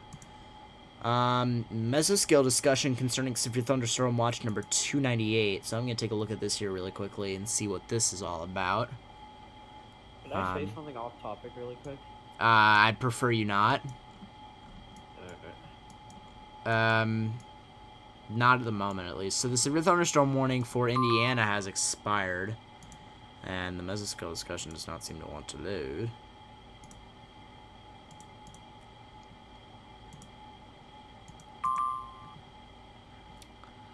Northern Indiana, southern lower Michigan, far northwest Ohio. A tornado and wind damage is expected to continue. For the next few hours, the threat should should eventually affect northwest Ohio. Chad, as much as I would love to keep going with this all night, I gotta be somewhat there for school tomorrow. So I'm likely gonna cut this around 3 or so if this is still going on. Columbia City, northeast, about 30 minutes out. So it's good right now. Am I safe? You can always be alive in spirit.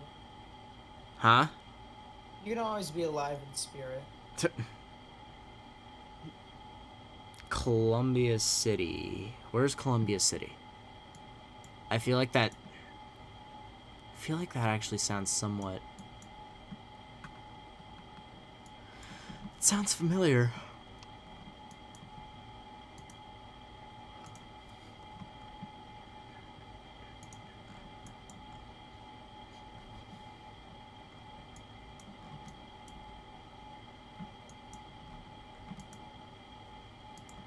I'm gonna drop back to Grand Rapids here really quickly. Okay, that thing that I was mentioning died.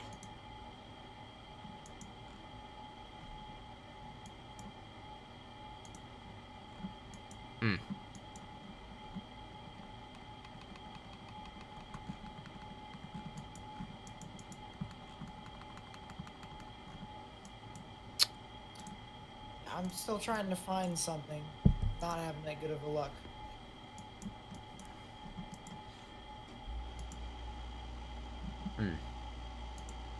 There are a lot of emergency management vehicles there.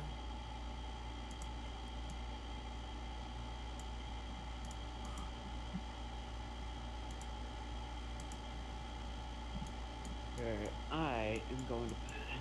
I'm getting a little bit tired here. Alright. So I will head off. I'll talk to you guys tomorrow whenever you guys have a chance. Be well. Yep. Nate, look on the southern end of the line, actually. Towards Argos, just to the south, just to the west-southwest of the Fort Wayne radar site. Looks to be a little bit of an inflow notch. South Plymouth.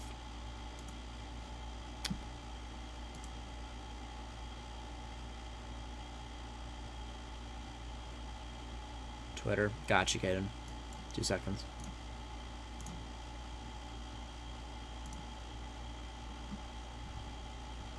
That was the thing I was just looking at. Nice. Yeah, no, wind shear Jim over there at the with this storm system is really intense. So you have okay. I'd be surprised. Hello. Yeah, Cody, what's up? Someone tell me what in the fuck I just missed. Why the fuck? Language. You chill. Why the fuck Chicago? Chicago went off. I'll explain all of it later. Got hit by a mile-wide tornado while I was sitting there. I don't think it was a mile-wide tornado. I think it was smaller than that, but the debris path was larger. Oh, okay. Either way, why did you get hit by it?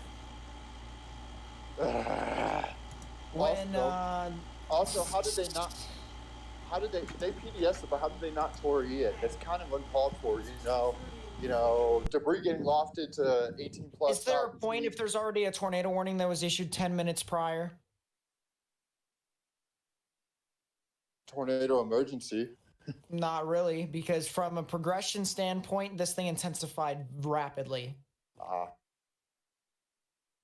The reason why I was saying that is because I saw the PDS warning with 896,000 people in it. In the warning. And that's why I wanted, that's why. Well, they did their job. They issued the tornado warning well ahead of time. It's people's decision, people's way of interpreting it. That's how you officially save a life. It's not, you can try in tornado emergency, you can try in PDS it all you want. It's how people interpret a tornado warning. That's the difference right there. And that's what I keep trying to drive home. It doesn't matter about all this stuff. If they issue a tornado warning, they did their job. The specifics, it won't matter to the normal person. It won't matter to the general public. Yeah, Cody, there's a lot. Just on the tornado warning. Cody, there's a lot to explain with this, but now is not the time. I'll get all that towards you later. Are you streaming right now? Yeah, I am. That's why we're like language. Oh, sorry. That. I came in pissed off. And also freaking out because, you know. Have you been at work? Of MCI and stuff like that, so. Have you been at work? Yeah, I was at work. Nice. Great timing. Yeah, I just got off. Yeah, terrible timing. Worst timing in the world, and I am now pissed. The 2 embedded rotations that are heading towards the Fort Wayne radar site still are there. And again, if Speedster just wants to... I can't tell if that's radar contamination. That must be. I apologize for the language, by the way. All good. Ooh, it just... The thingy... Huh. Yeah, this could be down. New Paris, if you guys happen to be in around that general vicinity, you guys need to be weather aware and taking your precautions, because I think there actually might be a tornado on the ground right now. Poor spectrum with reflectivity, velocity, and correlation coefficient. From what I've read in Storm Track, vertical wind profiles are still extremely favorable for tornadoes.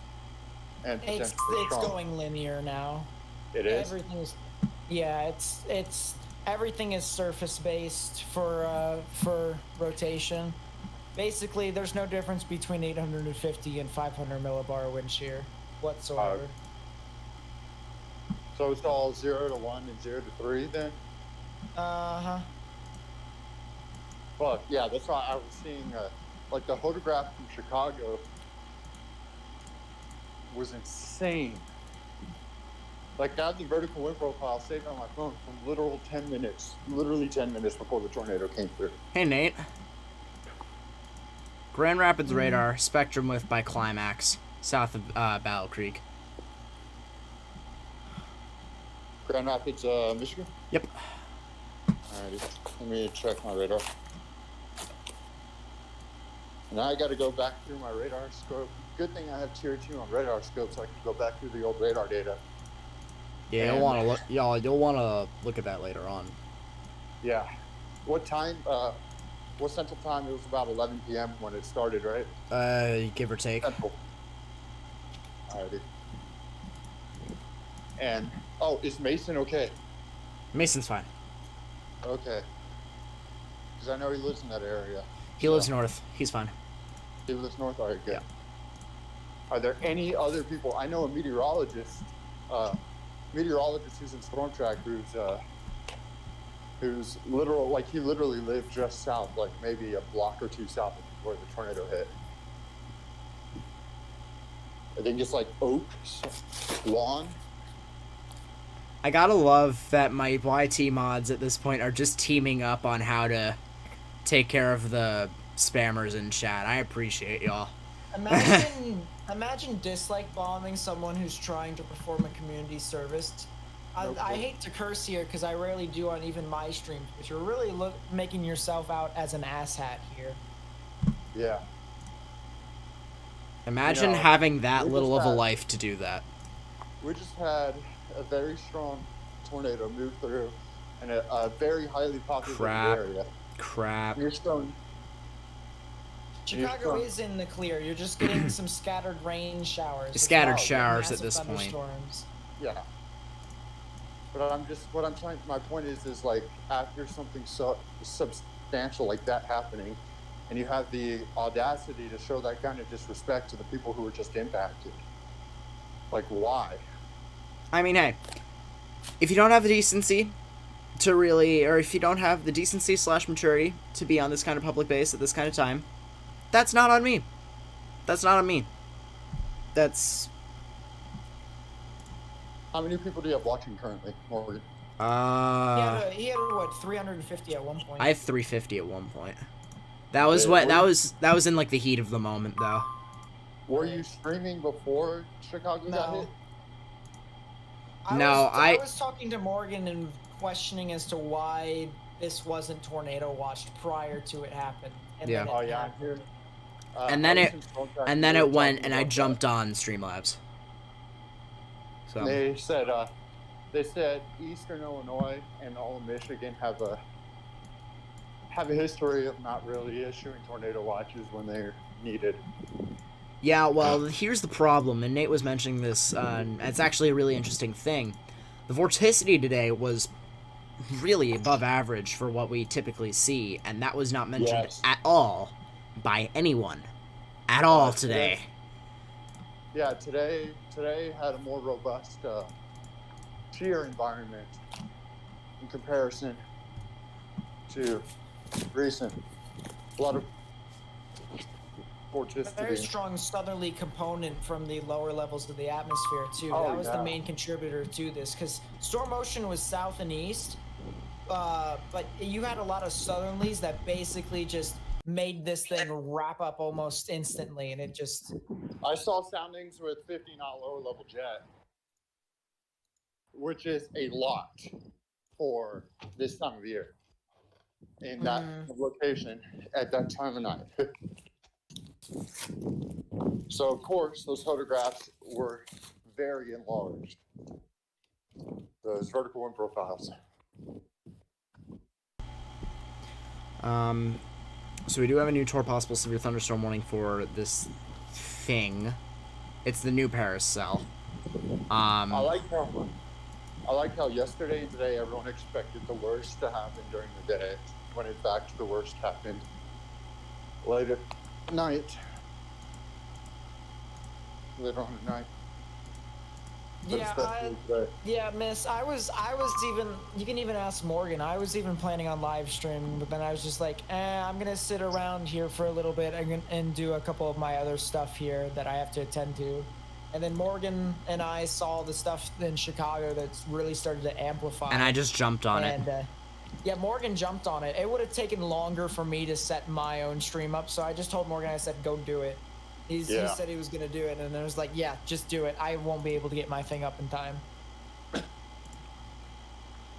Which, by the way, if you don't know who I am, I'm the guy named Nate Snyder. That's Morgan over there, Royal NYR 54. Go say hi, Morgan. Getting to the point where, shoot. You know, every time that an event like this happens, it's just like more and more motivation to do better. Yeah. At what we do. And learn more and figure things out more. Same thing with Brunswick. Like, Brunswick happened, I jumped on it and kept with it throughout the night. I almost did the same thing with Fultondale, but I just was not in the right mindset at that point. See, it's the nighttime crap that just implodes. Apparently, a lot of storm chasers thought that one tornado that happened earlier this evening, that one cone tornado, or whatnot. Apparently, some chasers thought that one was getting ready. The one PDS warning from earlier, chasers thought that one was looking like it could have gone pretty ballistic as well earlier, but thankfully it lifted before it had the opportunity to do anything bad. It was a terrible helicity environment anyway, so it wasn't expected to do anything. Yeah. I mean, when you're in literally 70 storm relative helicity from 0 to 1 kilometers, no. It's just, I'm sorry. Yeah, no kidding. Bear with me here as I clean my glasses. Jesus. Much better. All right. That MCV that developed over Kansas and Nebraska last night basically screwed up today's forecast by a lot. Screw up today's forecast, and it's going to make tomorrow's forecast really interesting for the Northeast, honestly. Oh, yeah, no kidding. Oh, yeah, I'm going to have a fun time creating my video tomorrow morning. Sheesh. You're going to have an... Yesterday, Nate? What? Did you chase yesterday by chance? I couldn't. Or not yesterday, but Saturday? I couldn't. Oh, I'm sorry, man.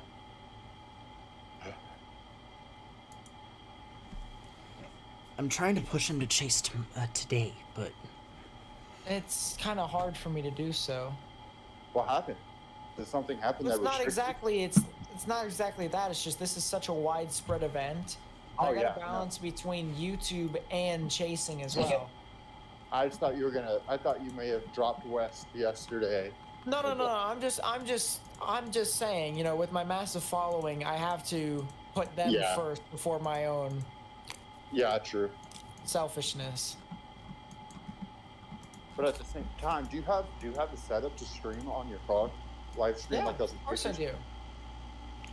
Well, there you go. You're serving the community at the same time as that.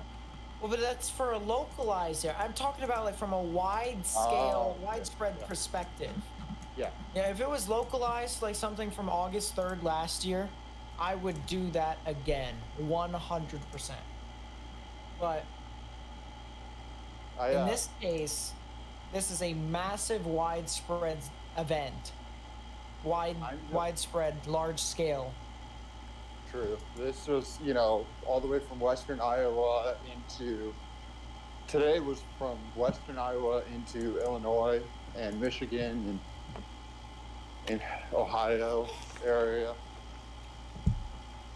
east, and then yesterday was like literally from Kansas all the way the heck to freaking Pennsylvania. So yeah, makes complete sense. God, y'all are a blessing. I can get my voice to rest. Jesus. There's only 4 severe thunderstorm warnings now. Yeah. 2 of which aren't even in the main squall line. Yeah, 2 of which are in Missouri. So we're gonna get closer to wrapping this up here because I'm getting tired at this point, honestly. As much as I would like to keep going, there's only so much I can do with it being the middle of the night. So I may do a analysis video tomorrow of what actually happened with all of this tonight. Can go over what happened, what was supposed to happen, what was not supposed to happen. And then we'll go over some damage and stuff like that. Northern Indiana, severe thunderstorm warning for Branch, Cass, and St. Joseph has been canceled, so they have no longer deemed that severe limit viable. Either that or it just got weak, and I think it just got weak, should be told. Looks like a lot of rain at this point. Looks like a giant rain shaft, maybe a big shelf cloud extending out if you're trying to get photography of it. But other than that, not a whole lot to speak of. Alrighty, I'll have you for about a minute to a minute and a half. I'll be right back. Okay.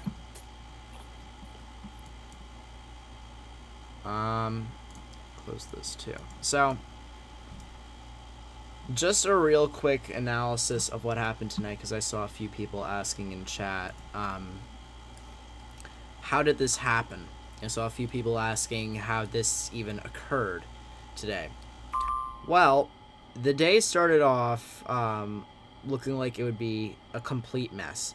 The warm sector was washed over Illinois. Didn't look like there would be any cells that would really fire. And truth be told, nothing really organized did fire over portions of Illinois today that were supposed to get storms in an elevator degree. Then the line came through, and then what happened was the jet kicked, and the vorticity was already present, so it just kind of took it and went. That's the kind of situation that that's the kind of situation in which if you get anything that will isolate itself or really make itself discreet, if it will make itself discreet and it can rotate, it will go tornadic. And in this instance, it went tornadic to a very serious degree. We've seen several reports of houses completely sheared, walls sheared, floors of houses sheared. It's just a whole mess. And that's something that we're going to have to look further into tomorrow when daylight reveals it. So we're going to have to bear that in mind as we go throughout the next 12 hours or so.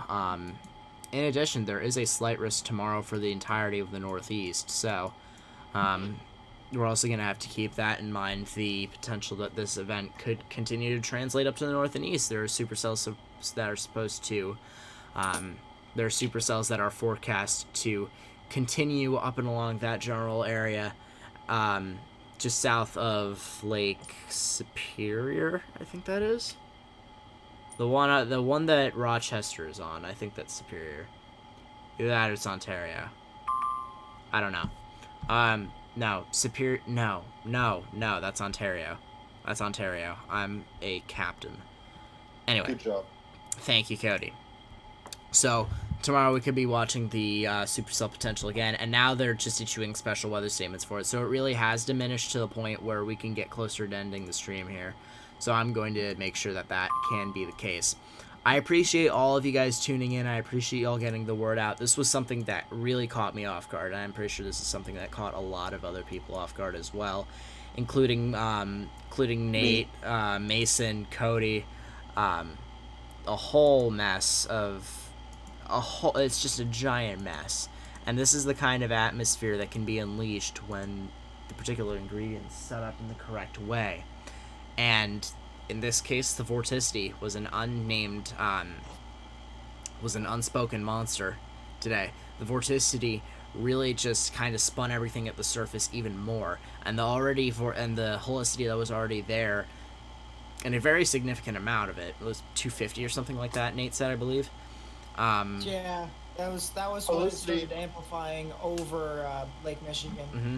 It was a little bit lower than that at around 180 when it was going over Chicago. Yeah. Over Chicago, actually, it was 500. Not on my screen. Surface to 1. Sounding.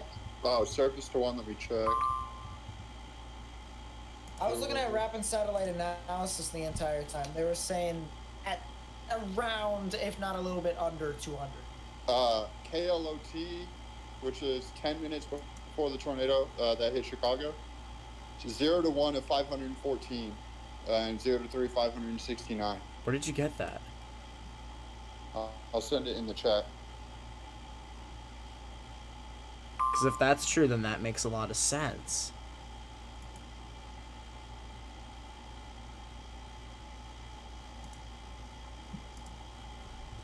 And Oh, this jeez. next sounding was just 5 minutes later.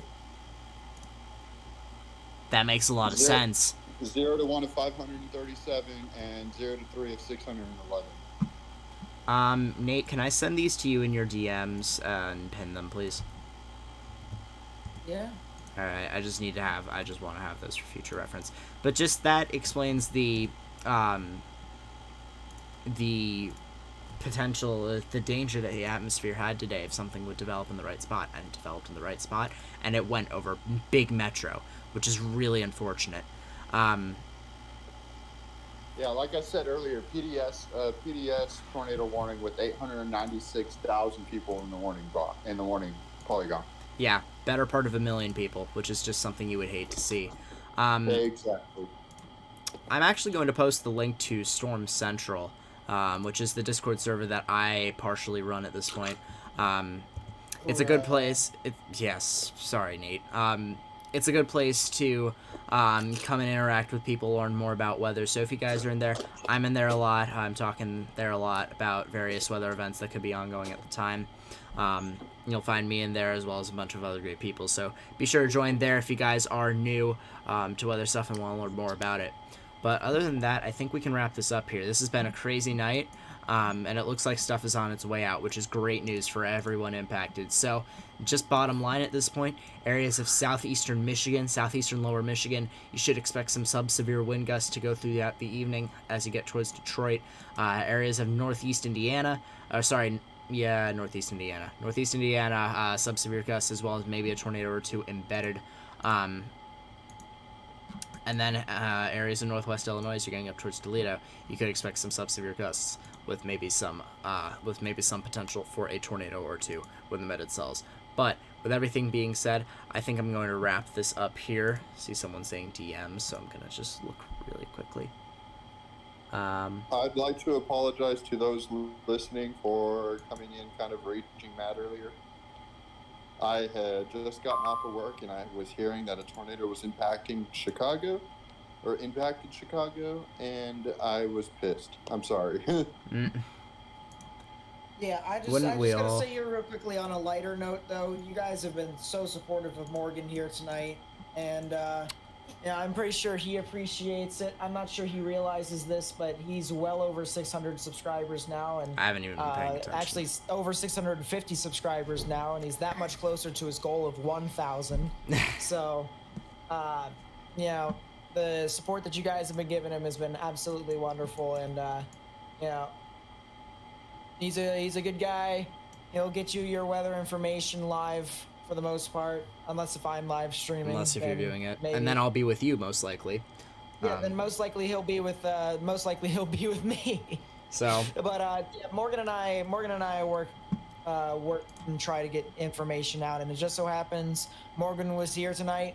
He was trying to get the information out, and thank you guys so much for supporting him tonight. He does the right job, and he tries to do it for the people, try to help people. And in perfect cue, severe thunderstorm warning for New York. So with that being said, I think we're going to end this here.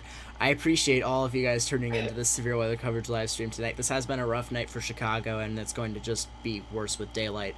But the amount of numbers that showed up tonight, especially for a smaller base like me, is incredible, and I really do appreciate the support. I really do appreciate y'all getting the word out so that people could know more about this. So if you guys are new to my channel, please consider liking and subscribing so we can get the word out to more people in a situation, if a situation like this were to occur again. And hey, it's only June, so a situation like this could occur again going down the line in several months. So if you guys do enjoy the content, please be sure to leave a like rating, subscribe if you are new. I'll likely have more streams going up in the summer as I get more time to myself, honestly, because that's going to be a concept. Yeah, go. The severe in Missouri is kind of interesting. Yeah, I was looking at that. I'm actually going to look at the severe warning in New York just because my curiosity is killing me. But if you guys are new, subscribe to consider subscribing. Subscribe to Nate. He's also a great guy. He really knows his stuff as well. Nate Snyder is his YouTube channel, Nate Snyder. So consider dropping a video if you guys want daily weather videos and stuff like that, as well as in-depth analysis. So basically, I'm a filler for Morgan, even though we kind of fill in for each other. Yeah, it goes hand in hand. We figure it out with each other. So with everything being said, that's going to do it for me. My name is Morgan J. Folda. I appreciate all the support I've gotten on this. I can't say it enough. It's been a difficult night for Chicagoland, but it's been a great night to show the turnout that we can get and the communities that we can get in numbers. So that will do it for me. I will see you guys in future severe weather coverage live streams, hopefully more like this coming in the future so I can keep you guys updated and informed as well as I can. So take care. Peace out.